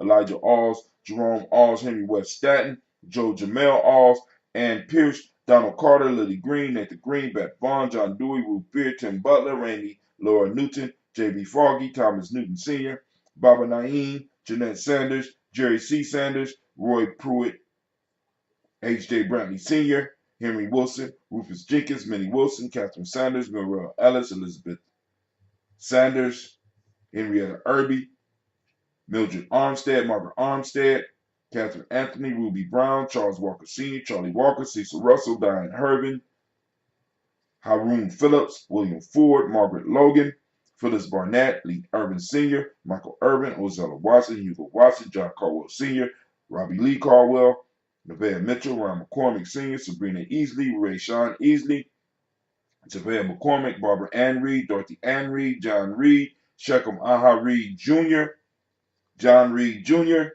Patricia Reed, Edward R. Benson Sr., Ethel H. McNair, Lord Fernandez, Jacqueline Broadus, Reginald Oliver, Mazarine Kofer, George Swan, Emmanuel Grayson, Charles Scott, Charles H. Scott, Michael Morgan, Charlene Morgan, Sybil Edwards McNabb, Annie Ferguson, William Ferguson, Shelby McClendon, Joella Giles, James Carswell, Roberta Adams, also known as Aunt Sis. Aunt Sis, Aunt Sis. Man, woo, time moves on. All right, so we lift up our glass to all of our ancestors and we salute our past. And we say, Ashe. Now we move to the present moment. In this moment right now is where all our power lie, where all of the decisions that we make not only affect us in the present moment, but also affect those that's coming in future generations. So we always need to strive and move forward, understanding that each step that we take, hopefully, those of us that know, we are laying a foundation upon which our children will be able to stand, not allowing it to be eroded, not allowing it to be corrupted, not allowing it to be seized by our enemies. We're lifting up our glass and we salute this present moment. In this moment right now, we are on Imani, and Imani is, for those who don't speak the language, faith. Harmony is the monadic principle of the day. Trust is what we teach in M7. Red is the color. Got the shirt, but I ain't put it on. Gender. Gender is the hermetic law of the day. Male name today is Quasi. Is your day, Quasi? Is your day? Is your day, Quasi? Is your day? Is your day, Quasi? Is your day? And female Akuzua. Akuzua. I'm trying to say it the best I can. So, family, we lift up our glass for this present moment, knowing that when we lift up the glass, we're making a pact with the future as well as a pact with the past. We pledge to keep the continuum going. So we lift our glass and we say Ashe. From there, family, we move to our future generations. We salute our children, our children's children, on to infinity. Those that are here and walking amongst us, like my beautiful Miss Gina that just walked by me, or those that have not been even conceived yet. We raise our glass and we salute them, letting them know that we understand our responsibility and we will make sure that they have a foundation to stand on. And we say, Ashe, from there, we salute and make sure ain't no new ancestors. No new ancestors came up yet. So we lift up our glass right now and we salute all of our relations and we say, Ashe. From there, family, we move to the next step. And who do we toast? We toast. This is that selfish toast. This is for you, family. What is it that you need to make this moment powerful, to make this moment unbelievable? We lift up our glass to you. What is it? Come on now. And we say, Ashe. Last but not least, we toast the most beautiful, powerful, magnificent, strong, wise. I can't think of any other adjectives to describe you. Just so fantastic. We lift up our glass to you. And we say, Ashe, Ashe, Ashe. All right. So back to the conversation. Let me go and take a sip because it's that new stuff. What about peace, power, joy, and 100 years? Oh, Gina said, what about peace, power, joy, in 100 years? We wish you peace, power, joy, and 100 years. Thank you, Gina G. So real quick, I feel. Go ahead. Did you tell me you threw that John away yesterday? Yeah, I did. Yeah. Okay, good. Man, I got a real fine screen, man. I mean, y'all talk about these weed people got incredible shit. I got some incredible shit. I could have saved that. I could have saved that jar. He talking about when I was at a table, man, I screwed on a cap so tight on a gallon jug like so that it popped the glass. The glass was obviously fragile any goddamn way. So I'm glad that didn't go to a customer. So, it's good that I be finding flaws sometimes with some of the stuff. But yeah, I threw the jar away. But when I walked outside, was you there when I found the bottle that Navita had on her back porch? So, Yeah, man, she had a bottle of a full gallon of ambrosia sitting on her back porch. she just didn't know it was there. Yeah, well, first it was in a refrigerator because she had got it for a friend. The friend never picked it up. So she said, well, I don't want it to blow up in my refrigerator. And she needed room, so she put it on the back porch where it's cool at, right? And it just sat there. Man, that shit was so smooth. It been there about 4 months. So smooth. So smooth. I was like, Lord have mercy. Lord have mercy.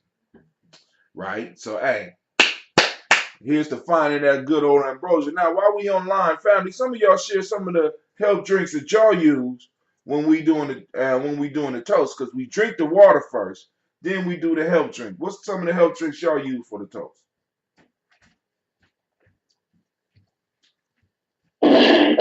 Usually I put some Jack Daniel inside of some coffee.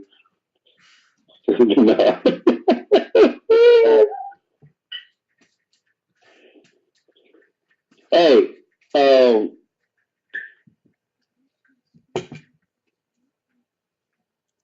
You buffering again? how did Dick Gregory become a drink? How did Dick Gregory become a who? Drink. They got a Dick Gregory?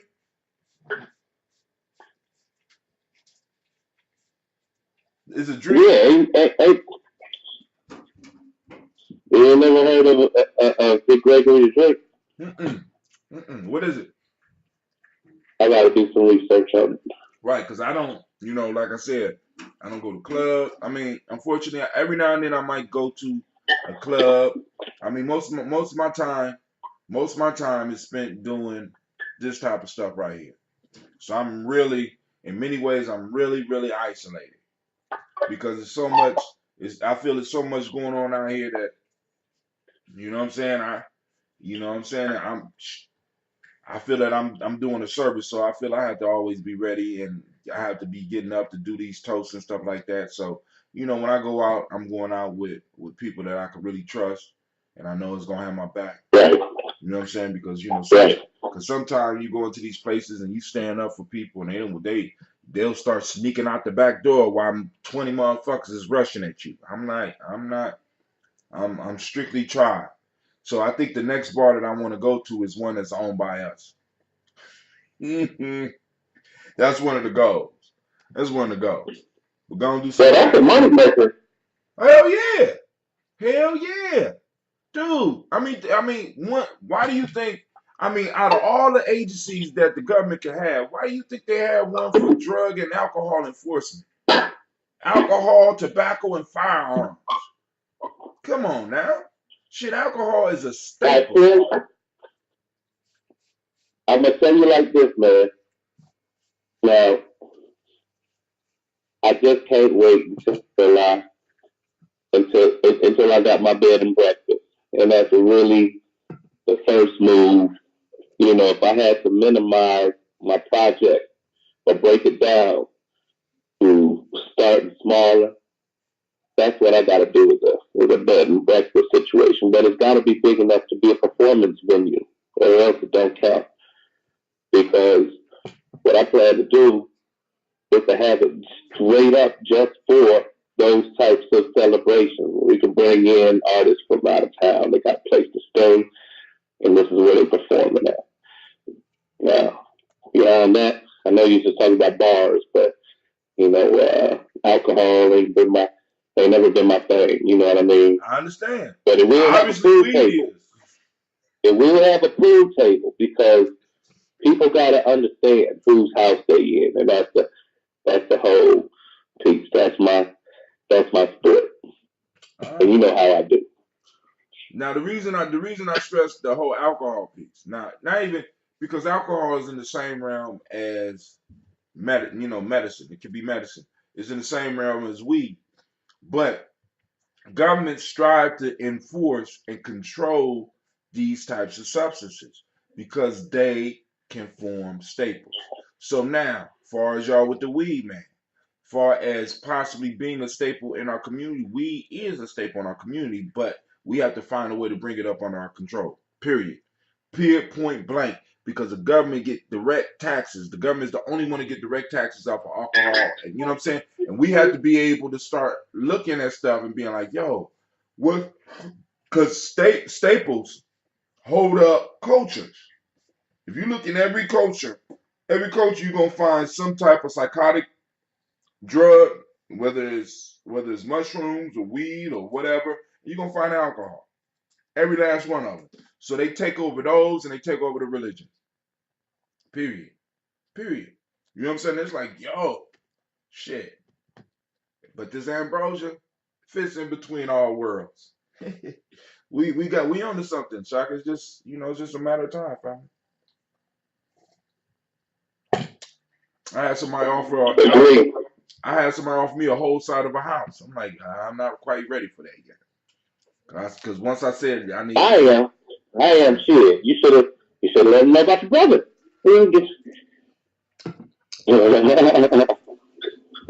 That's all I need. I'm just saying. The opportunities are out there, and it's like I said, man. I just have to be able that people are going to be able to execute all the time. Like when we talk about this market, when we talk about this market, we need to take the little bit of dust that we have and make it into magic. You know what I'm saying? We need to take the little influence that we have, make it into magic. These holidays, we got to make them. We got to show and prove and make things happen that shouldn't happen. And then on top of that, we have to be able to be consistent with it. Because the main reason I got both of y'all on the line and calling like Quasi calling and listening, because it's a consistency about what we do.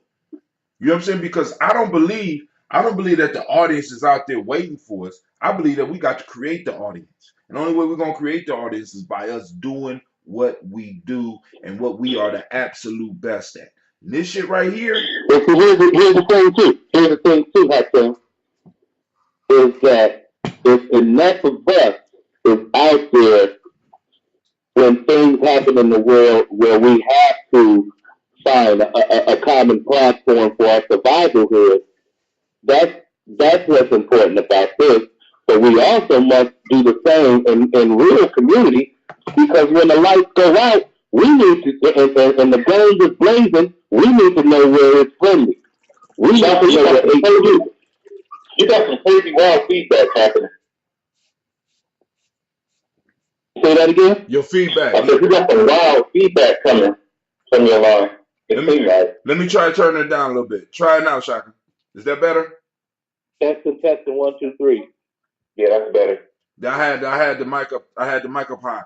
I'm still working on the system. I'm eventually gonna have to find a way to do the talk lines like I used to because I used to be able to put it straight on to my Spreaker. But since I expanded out of the Spreaker piece, I got to figure out how to link the this in. But Shaka Khan, I don't want you to lose your idea because you old and you start buffering and shit and we be stuck. Go ahead. Because you said something about gunshots and shit.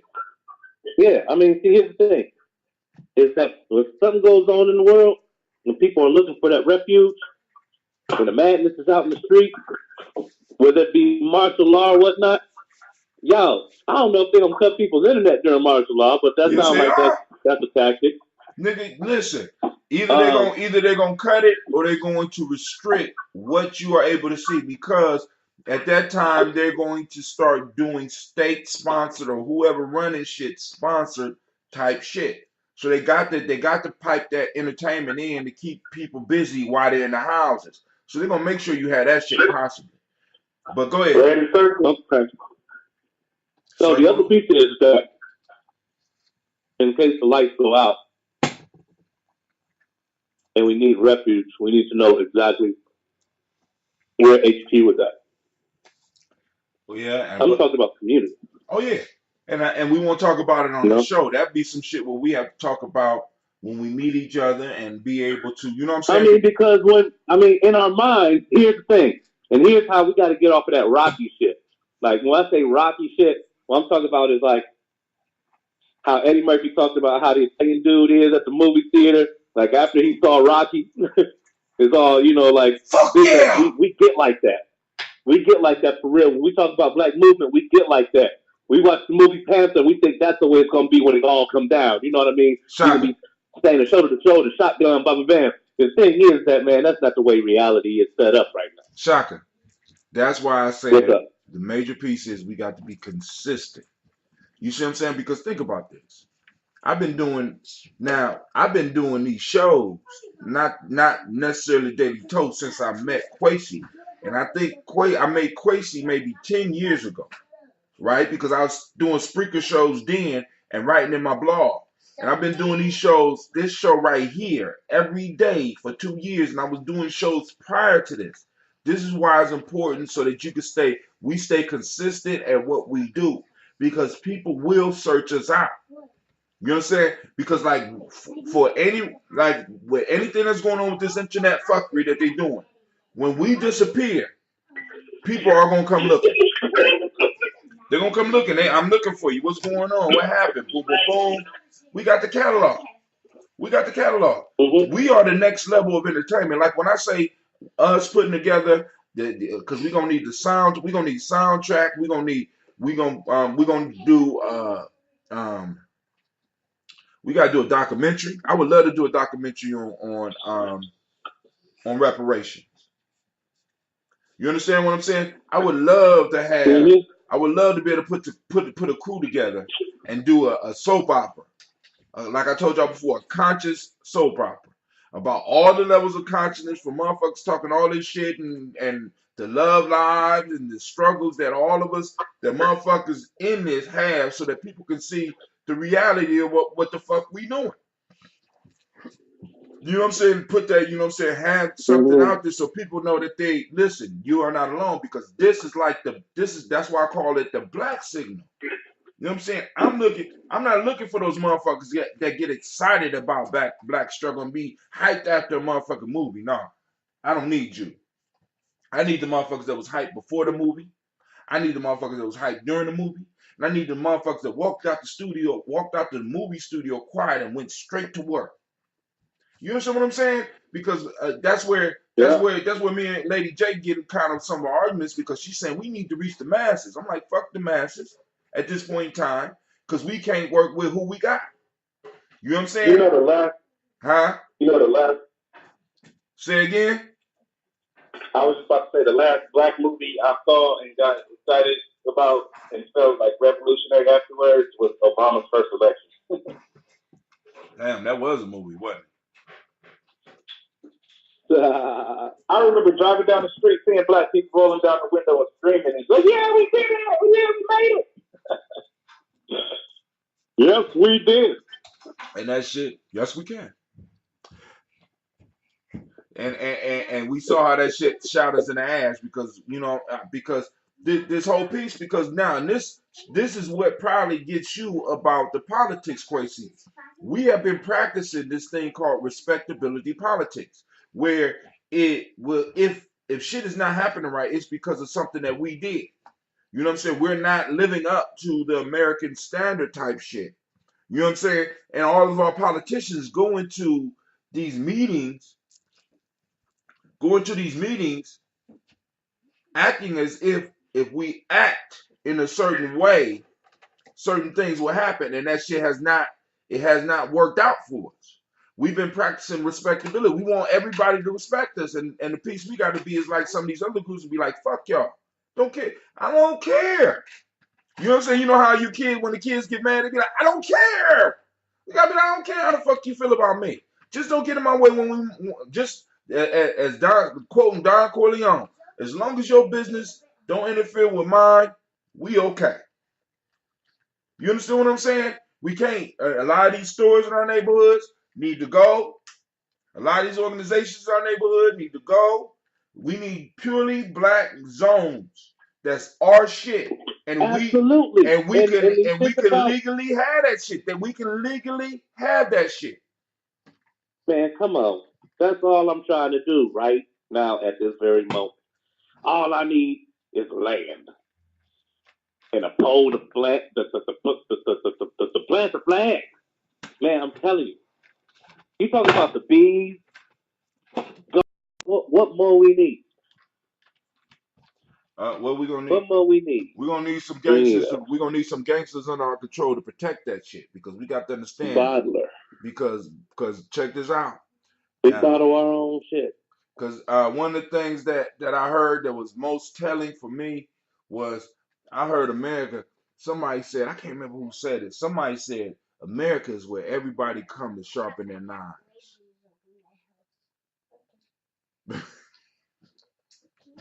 Fermentor. Man, I was at the hello? I'm here, but I want to make sure Quasi heard Hello? that. Quasi, Uh-oh. Here, I don't know. I don't know where Tim went. I'm here. You can't hear me? Keep it going.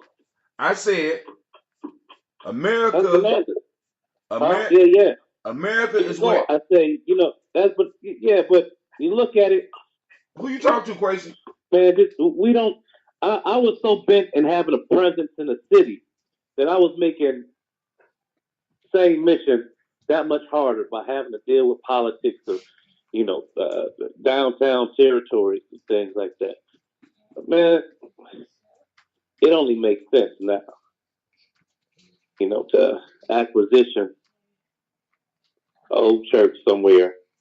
And I say old church because the cathedral space we can easily flip into what we need, mixed use for for our enterprises as well as our residential. I'm talking about raising a village just like that right now. Shaka, let me ask you a question. Why do you stay in Cleveland? Why do I stay in Cleveland? Why don't you come to Columbus? Is a better question. Oh, To live. Why don't you live in Columbus? I am. It's just that I'm not going. Well, it's a process. It's the short of the long. Can y'all It's hear a me? process, and it's happening, Can y'all hear and that's me? a surety. And so right now, what would really, huh? You do intend on being here? Yeah. They can't hear me, family. So I'm gonna get back on here because I'm back in. Goddamn it, I'm back in. Goddamn it. This conference is being recorded by the organizer. So that even if I I don't don't be able, know how you darkies threw me off my own goddamn conference call, but I'm back with a vengeance. I'm back with a vengeance. That black people magic, y'all got to stop using that because listen, I got some magic myself. Now hold on, now it's called iPhone. slow your roll, family.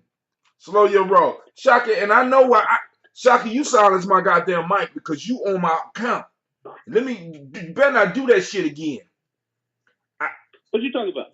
You on my account, so you on here. You an administrator, so you threw me off the goddamn line. I'm not even at my computer, Tim. You can't even blame. I'm not at the command. How I know that? How I know that? You on the iOS? You sitting at home with your son? You got a computer right by you. Yeah. I got this big red button. God damn it.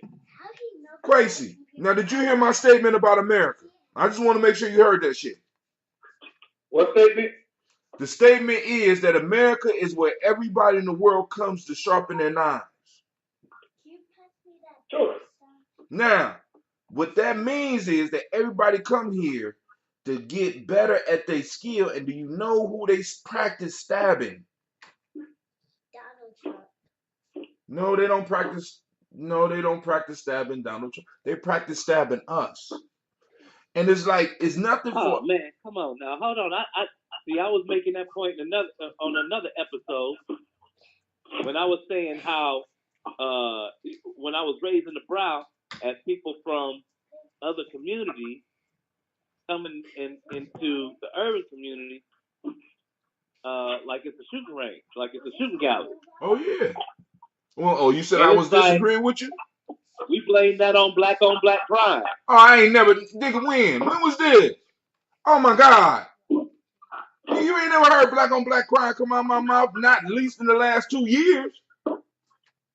We just had a whole conversation on black That crime. ooh. And I said black on black crime was. Come on, dog. No. You need to take me back to the That episode. we And wasn't arguing. if I said I was that, just raising a point. if I said that, He's missing. go ahead. All I'm saying is, I was about to apologize if I raised that imagine point. even just the possibility of other people coming into black communities as a shooting gallery, and at the end of the day, it's just treated as black on black crime because of where it's at. That's how they. Yeah. All right. So. All right. Cool. All right. Because I think you might have took one of my arguments and twisted that shit to your advantage. But that's okay. I ain't gonna be mad at you. I ain't mad. You know how you do. I don't know how I do. I do be flip flopping, but I don't give a fuck. But right now, I'm not on that black on black crime shit. I'm not. I'm not. Because in the last 2 years, after looking at the numbers and shit like that, and looking at how people use the idea of black on black crime, why are y'all don't use your mama's spray in that doll's hair, girl?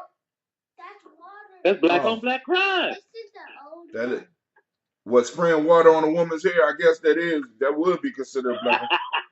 That's the old bottle. Okay, all right, I didn't know. It's real life here, Gye-Nyame Journey family. We're raising our kids, they ain't talking on the show. Listen, but now people come in here, and I mean, and like I said, as I started, before Shaka got into his hole and threw my whole shit off, you know what I'm saying, with his Father Kwanzaa theory and shit. You know what I'm saying? That I open up Gye-Nyame Journey for that type of shit, so that we can go and have these discussions. You know what I'm saying? Because you won't hear any discussion. Matter of fact, let me do a station break for. I want to welcome you to the Congregation of Mighty. This is Gye-Nyame Journey Media. Hold on. This is the Daily Toast, and of course, you know this is a Heart of a Simple production.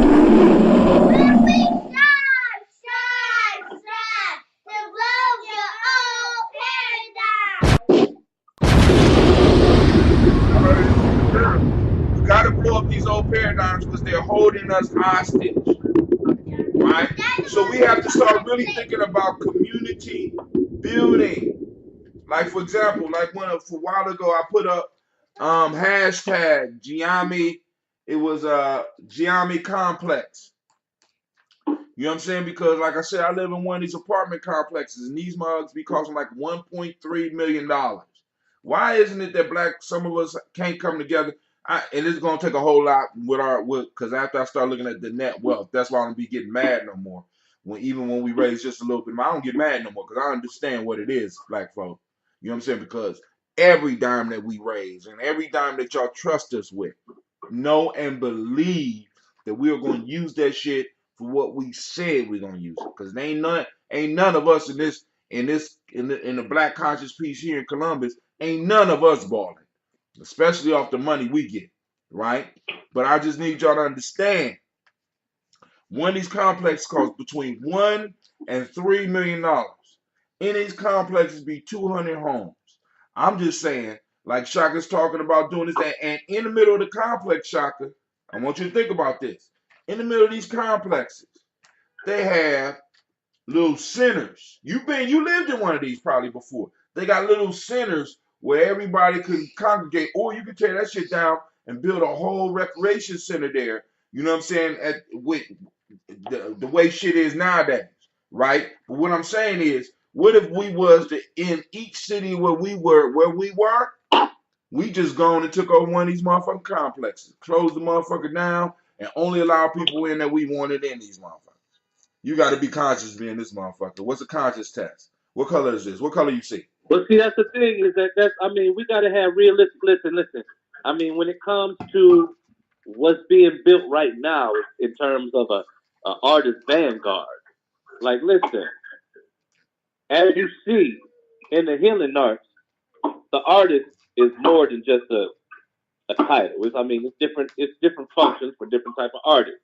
For what you and I are dealing with is in fermentation, it's an art to that, right? Mm-hmm. In the culinary arts, that's another art that I dabble in. But I chose a decade ago that I would not cook in anybody else's kitchen until I had my own kitchen to be able to prepare food out of. Hey, did you say culinary arts? You hear me over here dicing shit? Hey, Quasi been putting it down. I might need to have a competition between y'all niggas. You know what? No, not just that. Let's do it bigger, hot Tim. At a symbiotic cipher, let's go ahead and do the cooking show, the competition to music, and have me, Quasi, and Necessary. Ooh, I forgot about Ness. But I don't know if y'all want to fuck with Necessary right now. I really don't. Man, I'm just listen. saying. I'm your Huckleberry. I'm just saying. I don't know if you want to fuck with Necessary right now. I'm just saying. Hot Tim, let me tell you. Hot Tim. Don't you say he stole one of your recipes and built this shit off of that. I'm gonna tell you something right Go quick. ahead. Back in the day, when members from the Somalian and Ethiopian community decided to establish that venue down there that they called the Red Sea Lounge. Remember that? You talking about my Right brothers? across from the courthouse. Yeah, you talking about my brothers. I know. I mean, yeah, they are supporters of Gye-Nyame journey. I know who you talking about. Okay, so check this out. For those that wait, just a Remember commercial when break. Wait, happened? hold on. Just a I commercial stepped in. break. Gypsy Lounge. Go ahead. Hookah I Lounge. Go ahead. stepped in and did the after hours kitchen there. I remember. The after hours kitchen. Man, I'm talking about you want to see some happy people? Dude, I ain't My saying goodness, you can't cook. I know. I witnessed it. I went down there to eat. No, that's not my point. My point is this.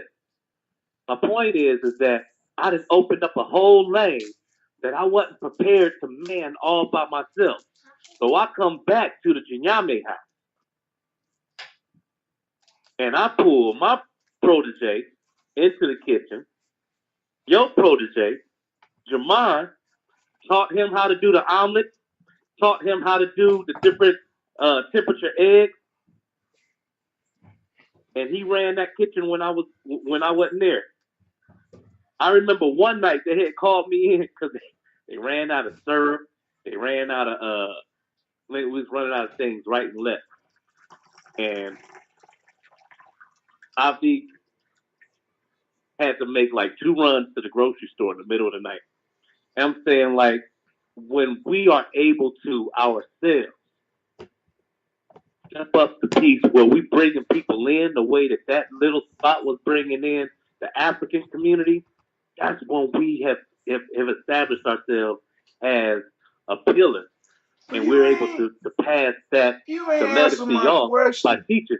You ain't answer my But question. You went all the oh, way you asked the around. question. What was the question? I What was said my bad? My bad. My bad. I don't think y'all ready for necessary right now. I'm just saying. I just cause he grappled with that being a So you said woman. we ain't ready for what? Yeah, We ain't ready for what? necessary. Willoughby. They got the soul veg piece. I'm just You throwing. said we ain't ready for I we ain't ain't ready for him from what far Oh my perspective? goodness. far as hey put them Oh my goddamn goodness. Like scissors a down. cooking competition? A cooking You know competition. what? Put your money on it. Oh, Put your see, money What? on it, Hakim. It's gonna be I'm a gonna perfect. put your money on it. It's gonna How be a much y'all perfect one. talking about? I got I can figure anybody out. first off, I gotta get necessary to sign the paperwork. Then I put my motherfucking money up. How much money y'all talking about? Y'all get on the How phone much right money now. you Call. talking about? How much money you talking about? I'm just I'm gonna saying. call Quentin and see what he talking about. Oh, you gonna call the weed man? Hey, I know some of them too. Now I got a couple of them in my camp too. I'm talking They about. don't make Listen, I got gummies though. Netflix shows for what I'm about to do. Ain't no You Netflix ever coming seen? here. We gonna You have ever some seen shit. Bong Cause Appetit? listen, I got a market coming up on February 23rd. That Kaumba. Man, dude, Man, ain't if nothing we about to happen. serious, I don't want to even get that's excited what about I'm it. saying. Because I listen, no, I throw down the goddamn gauntlet. I put some motherfucking money up. I'm betting money. You let the people decide. Man, Because I I'm just mean, listen. cause this is how you build shit We up. can do this whenever. Listen, I'll bring my wok and my skillet, and you just let me know. All right, I'm I'm there. just I'm just saying, man. You know, I'm just hey, saying. I don't travel Don't get without a sensitive cast because iron skillet. I love both of y'all. I love both of you. But I'm just saying, y'all better No, leave you don't know necessary what alone. it is. Man, Yeah, come on, I know what it is. I done man. ate your food. I I done done ate made your it through food. seasons. I done made it through seasons. You've been there. I done made it through seasons based on it. Oh my goodness. I'm just Remember, saying. I'm remember the bread and listen. the beans. I'm hearing Oh talk. my goodness. Hold on. I'm hearing talk. Right? But hey, Stop. it's hard to argue with a brother that set up a kitchen and got his little modular unit out there. He got his little See, restaurant. that's They what didn't I'm want a saying. restaurant. See, that's I what don't I'm want to saying. take away All from you you. I doing don't is, want it to sound like and I'm that's taking why. away You No, know from they you. what, ain't Hakim? taking away from him because you got to remember he Quasi, comes up hey, in hip hey, that's what hop. I'm saying. Hip hop is about It's the battling. process. You ain't Listen, Man, taking it listen, nothing sound like from listen, him. Lady J on the phone. I can't hear nothing nobody saying. I'm sorry. Go ahead. listen, man. All I'm saying is that Quasi asked a question about me coming to Columbus. I told him it's a process, and the piece is that You when I don't come want to back come to to Columbus, Columbus because don't make me go and get man, on because I hold on, get on that see, story. there you go, there you go, there I you done go, arranged there that you go. shit. I done arranged There that we go. shit. I take care of my Why you tribe. listen? You don't want it. Step out my light, son. Step out my light, son. All right, look. So You here's what it don't is. want it. He don't It's want it, Quasi. He don't want it. But go ahead. I made it possible. listen. The word is exclusivity. When I come to Columbus, people that access me because of what I bring. I hear you. And I need no. I don't think you do. I So I when I don't say think you it's a hear me process, either. I'm saying that when I get there, what it is that I am is someone who through my art, I bring hospitality. Through my art, I'm able to bring people together, other artists together, and to be able to maintain a vibration within the cipher that takes us further and further. And so the whole piece is that I I'm not coming back to Columbus to wait for that moment to happen. That moment is gonna happen every time because I've made the space to protect the energy of that cipher ability. I hear So you. that's what it is. And that's what I bring to the table. And when I do it in any foreign space outside of my own, it still has to maintain that sacred nature. That's the difference between a symbiotic cipher Put them and scissors up. any other open mic that Columbus is going to experience. So the Eh, piece is that when we're trying to figure out how to create that rhythm within our real flesh and bone community, that's how. And that's what I'm bringing. Columbus is going to experience. So the piece is that when we're trying to figure out how to create I'm that sorry. rhythm I'm within sorry. our real flesh. For Actor Junior J. Edwards, Colorado, Jerry Brunson, Mr. Alonzo Johnson.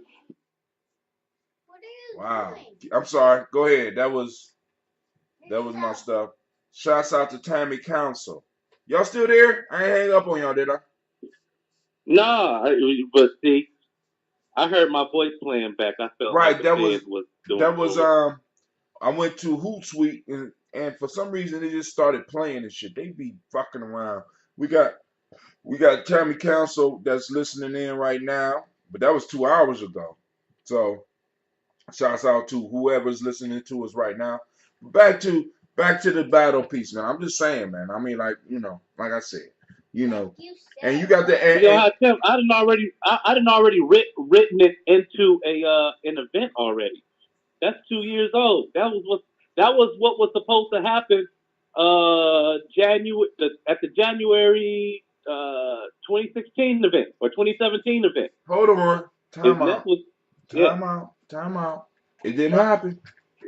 Now, It didn't happen. one of the key rules of Gye-Nyame is make it happen. Well, don't talk to me about that shit. Make it happen. The market. So I'm saying, in order to make that happen right now, yo, yo, for real, we need a purse. That's really all it is. You don't got to pay nothing else but the purse. And Well, I mean, now in order for it to be a purse, like I said, you know where purses come from, right? Where the purse come from? people putting their money to That's right. And you want to mhm. compete, you feel that you could get it, and necessary. Because listen, I'm telling y'all right now, coming out of the culture of hip hop, because it's not throwing shade, Quasi, because these old school hip hop heads, Shaka old as fuck. He don't want to act like it. He old as fuck, and especially necessary. He come from the hip hop piece where these motherfuckers used to get up and battle on mic, so it's not throwing shade. It's like, boom, I think I could do better than you. The nigga get up on the mic and prove it. I'm just saying, hey, I throw some money in. I get some other people around me throw some money in because hell, we got the gumbo dude in the family. He doing the gumbo and shit. I'm like, yo, got all this, hey, you know what I'm saying? And Oh they my goodness. what? Oh. Bring it. Yo. Ah, you don't want. Mm-mm. You don't know. You No, don't no, this is want what we're it. gonna do. You don't want it. See, because I'm telling you right now, I'm I saying it do right this now. No, no, no, market. no, no, no. I open the market up. Hakim, Y'all no, no, gonna no, no, choke. no, Y'all gonna stop. choke. You gonna Stop, choke. stop, stop, stop. Because if you go any further, you're gonna be talking shit. So this is what we're gonna do. I need you to find any given weekend in Black History Month and book it for the Family Day cook-off. No, nigga. I'll leave it. I'm booking it for if I'm doing it. If I'm doing it, I'm gonna make it happen. Now, don't. I mean, you try. I'm gonna make it happen. Not only I'm gonna make it happen. Like I said, I got a market day on February 23rd. I got a whole cafeteria that's gonna be open on that day for for any for anybody that want to bring their stuff there to have people take samples of their food and then we could decide on who the best. Period. You know what I'm saying? And I take a But little bit of my now this little is what I'm meager saying. money. I take a This is little what bit, I'm not saying. I not don't money cook from food. Gye-Nyame Journey, not money from my motherfucking pocket, and I I can't will hear this. award the winner. I Y'all don't think cook, somebody bro. playing? Y'all think somebody playing? Hakim, Go ahead. Hakim, I don't cook. You know how you said we don't have jobs, we have adventures. I don't cook. I create experiences.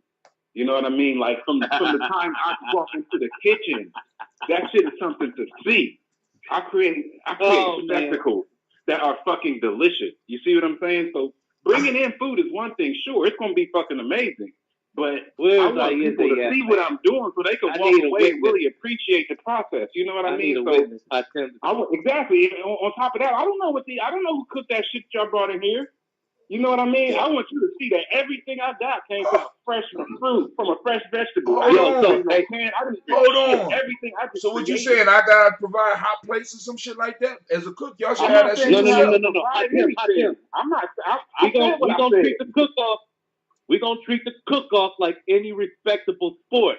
So I'm saying you want to bring the gumbo dude in, bring the gumbo dude in because we're gonna have to just do 2 tiers. But Quasi, the way it's set up, man, it's like this. All right, and the way I had it in my mind, it'll be me and the band on one side of the stage, and Ness and the DJ on the other Who side gonna of the pay for the stage. band? Who And gonna pay for the band? hold on a Go second. ahead. Go ahead. I'm just telling you, All right. Now ideally, hold on, Sasha. listen. Sasha I'm told saying me hang on. ideally, when we do my shit and we contracting the people that got the money, the bread to be able to pay for See, this vision, time it's a out. production. Time out. Let It's me a tell you about production. creation. This is Hold on. all right. Go ahead, because I'm What, gonna tell you what you're doing wrong right now. Because I can go and solve the problem for you right now. Because you're doing it wrong right now. I'm telling you.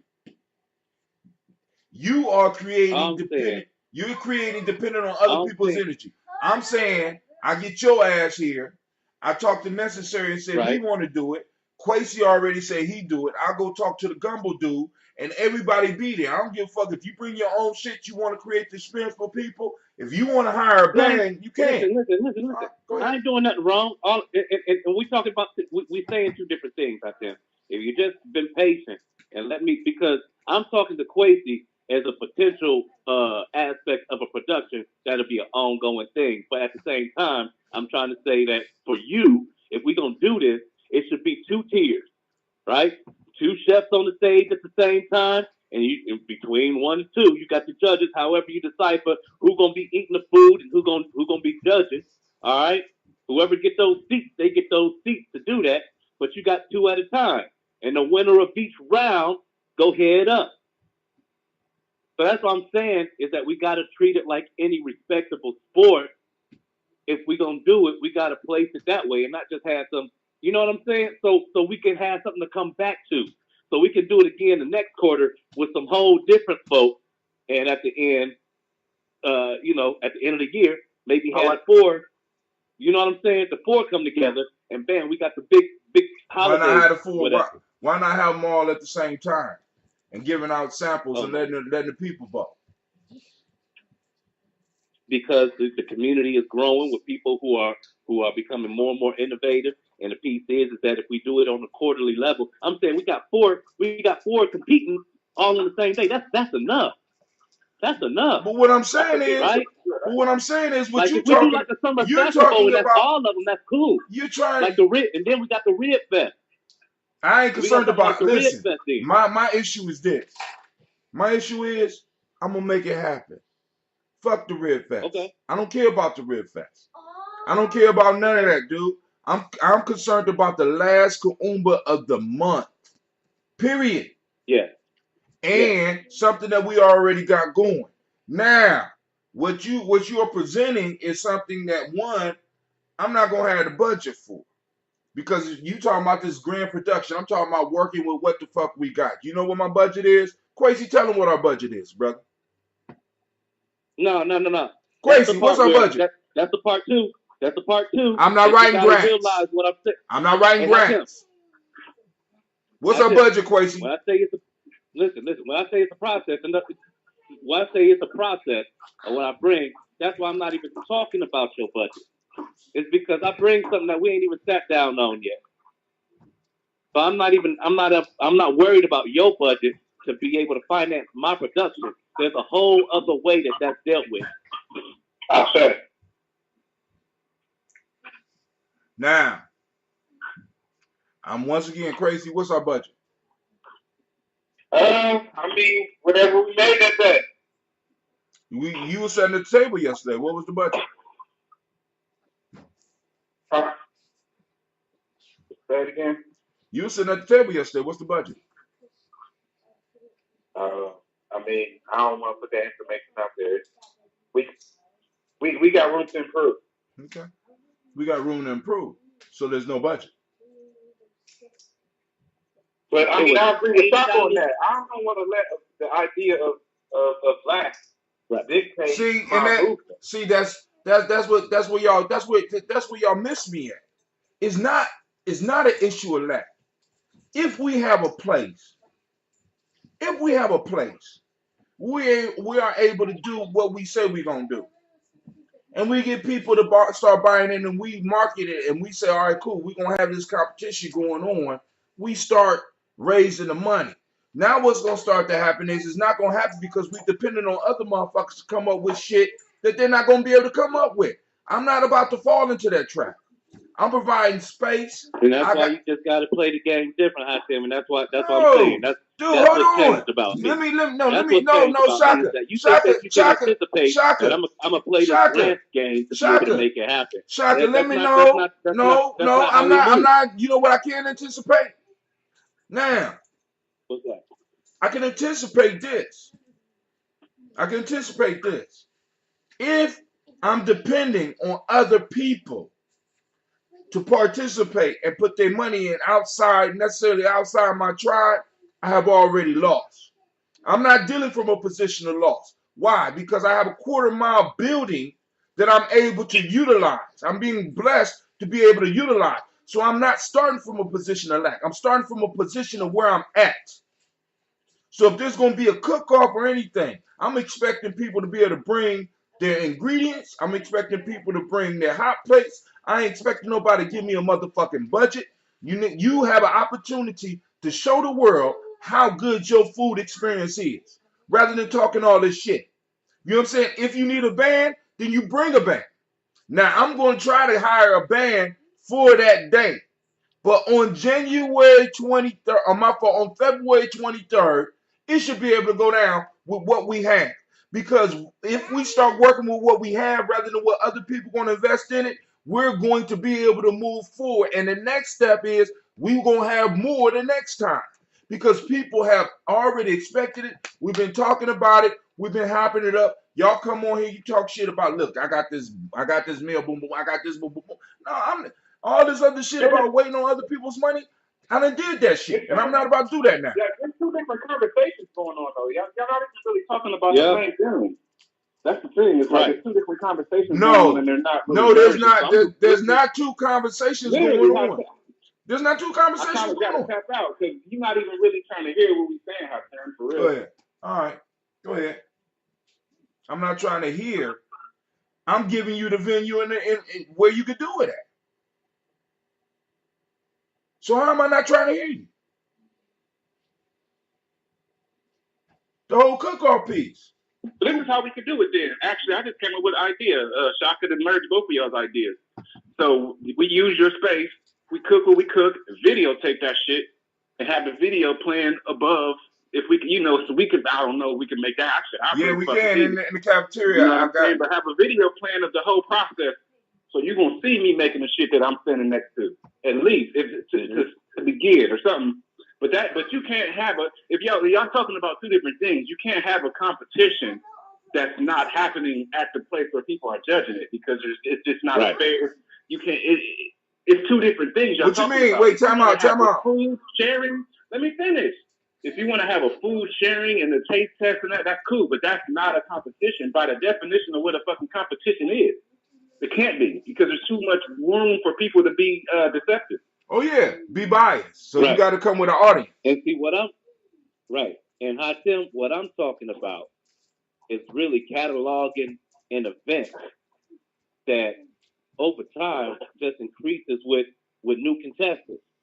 So it's like, I mean, and I don't want to go in too deep on it, but at the end of the day, I'm selling an event. So no matter who buys the event, you get the same experience in the virtual experience of saying, I was a part of that. I was one of the judges because your people paid the money for that to be presented. So if somebody wants that thing to happen and on some celebrity stuff, on some local celebrity, however you look at it, it's like, yo, we got Brother Quasi on, he gonna be cooking. The gumbo dude gonna be cooking. This motherfucker Shaka gonna be cooking. Necessary cooking. You know what I mean? It's like, all right, well, that's an event now. Now if we say, yo, that event costs $5,000 and you get a band, you get, that purchase all the food that we gonna be cooking. You got a band, you got a DJ, you got an event. See, And that's Yo, and there's maybe people out there that will pay that for that experience.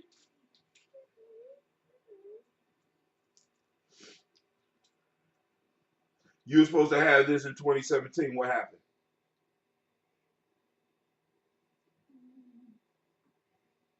He was booked already in Columbus, and the show happened here in Cleveland. So I just cut the whole cooking part. Still had the band. Crate Digger came down and performed, or came up and performed. Eddie, Perez, they was all here. Necessary couldn't make it.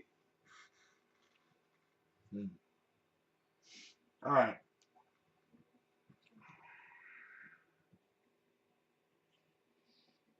But I'm saying, yo, that event, that was a $7,500 event. Somebody paid for it. We can have one of those every month. We just need somebody to pay for it. We just need somebody. It's not, it's not rocket science. What it is that when you get people, when you tap out of the communities that we like over tapping right now, and I think that's what happens, Hatem. But that's your lane. That's your lane in terms. I feel like a lot of times you put a lot of weight on the black dollar in terms of your movement. Where for me, I put a weight on just the whole universal aspect of money. You know what I mean? I don't think that either one of us is wrong in that regard because it's all about our relationship. I'm saying that I've had, I've had the experience go both ways. But at the end of the day, because I deal with what I deal with the way that I do, I know that when it comes down to it, we live in a day and age where people pay for events. And when it comes to the fact that, hey, I want to throw a party, I want to do something innovative, I want to do something different. Yo, at the end of the day, you got that and then some. So you got your cater, you got your band, you got your party all wrapped up in one with some personality. You and three other guests can be on some Simon from the Voice type shit with these chefs while we doing your backyard boogie. All your friends looking at you like, man, they got hip hop. You know what I'm saying? It's Now, really about closing deals. If I put it down where I'm like, yo, Hatem, book the backyard boogie, and for every backyard boogie you book, you get 15%. Man, listen, we should be booked into 2020 by now. Now, there's once again, I put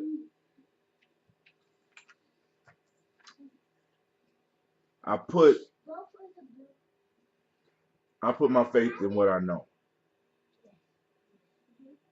not necessarily the unknown, or you call it the universal money. After dealing with universal money, I see that it don't necessarily work, and I believe that people who are involved do put up money in it, and they have proven me right. That ain't 5,000 or 7,500 for an event. What I was talking about was having something on the side of what we're going to be doing on February 23rd. All this That's other a stuff. done deal. No, but what Let's I'm not saying. even talk money about that shit. See, but hold on. Let's let that happen. No, hold on. We have to talk money, because if you come down expecting for me to be able to contract you to do something, I'm not gonna be able to do that shit. Hatem, that's why I don't work that way. That's why I'm saying let's not talk money because if you can produce something, it's a blessing. I produce space. I'm good at that. I produce space and time. I'm a master of space and time. Um, and like I said, um, and it's like I'm hearing, but what I'm saying is, first off, we got to talk to Necessary, possibly the Gumbo Dude, and there's a whole bunch of other cooks out there. But I understand, keep it to about 3, maybe 4, or Well, maybe you even Don you. King right now. Make that shit happen. I'm coming with a spatula and a black skillet. You got a cooking unit? Well, I got to provide Man, that too. come on. I'm just saying, you got to be able to cook that shit right Hey, there. yeah. The If thrift I gotta store, plug the into some, if thrift I store gotta is plug into some amazing. tabletop 110, then so be it. That's what it'll be. Hey, I'm trying to tell you that thrift store is incredible for making shit happen. Because people will You're come. right. People will come to get some free samples. You know what I'm You're saying? right. And Hey, and we will and they'll come out. What I'm saying is it's something that could grow on its own, but also can be connected to something else to help the growth with that as well. Because another piece that as you're far as absolutely right. you know what I'm saying, and I'm like, yo, but my whole issue is I don't honestly think that I need a lot of outside money. Because I don't know. I mean, because I don't know. Maybe y'all have had different dealings. My issue with a lot of outside money is that once you start having outside money, you start having outside influence on the event that you have, and I have a problem with that. Now we got to cover this issue, or we got to cover that issue. No, buy a boo. Shut your mouth. You don't tell me how to Okay, do. so tell me what issue you had of this. When I was there in Columbus back in 2002, Mm-hmm. the principal of New Albany High School paid $5,000 for my band to come out and do a That's it. Columbine anniversary. That's the only time in history that anybody in Columbus paid us what we asked for. What's wrong with that? Because every time you go out, you should be getting that. Is what I'm assuming the answer should be. Right. But I'm asking you, okay, New Albany, of course, that's a whole culture of people that ain't got nothing to do with your interfold. Yes? Huh? I said that community of folks in New Albany doesn't really align with the resource base of who you go uh, and depend on financially when we make financial moves. You were talking about having influence in other spaces outside of your focal group. So I'm trying to see how that causes any type of conflict. Whenever outside dollars come in, man, people expect stuff, man. That's all I'm saying. I mean, maybe you ain't experienced that. Now, if they hire you as a specific band, right? One of the reasons that Kwanzaa we're able to do what we kind of want to with Kwanzaa is because all the money we raised came from us, and a majority of the money came from us. Period. All other events or all other programs, all of them have been compromised because all the money that comes in is people, in a sense, we're giving you a favor. So could you please, blah blah blah. And if you won't deal with that, it's not an issue until you have to deal with that. But hold on, let me go back real quick. Brother Kwame say, "Damn, Quasi marketing like a mother brother."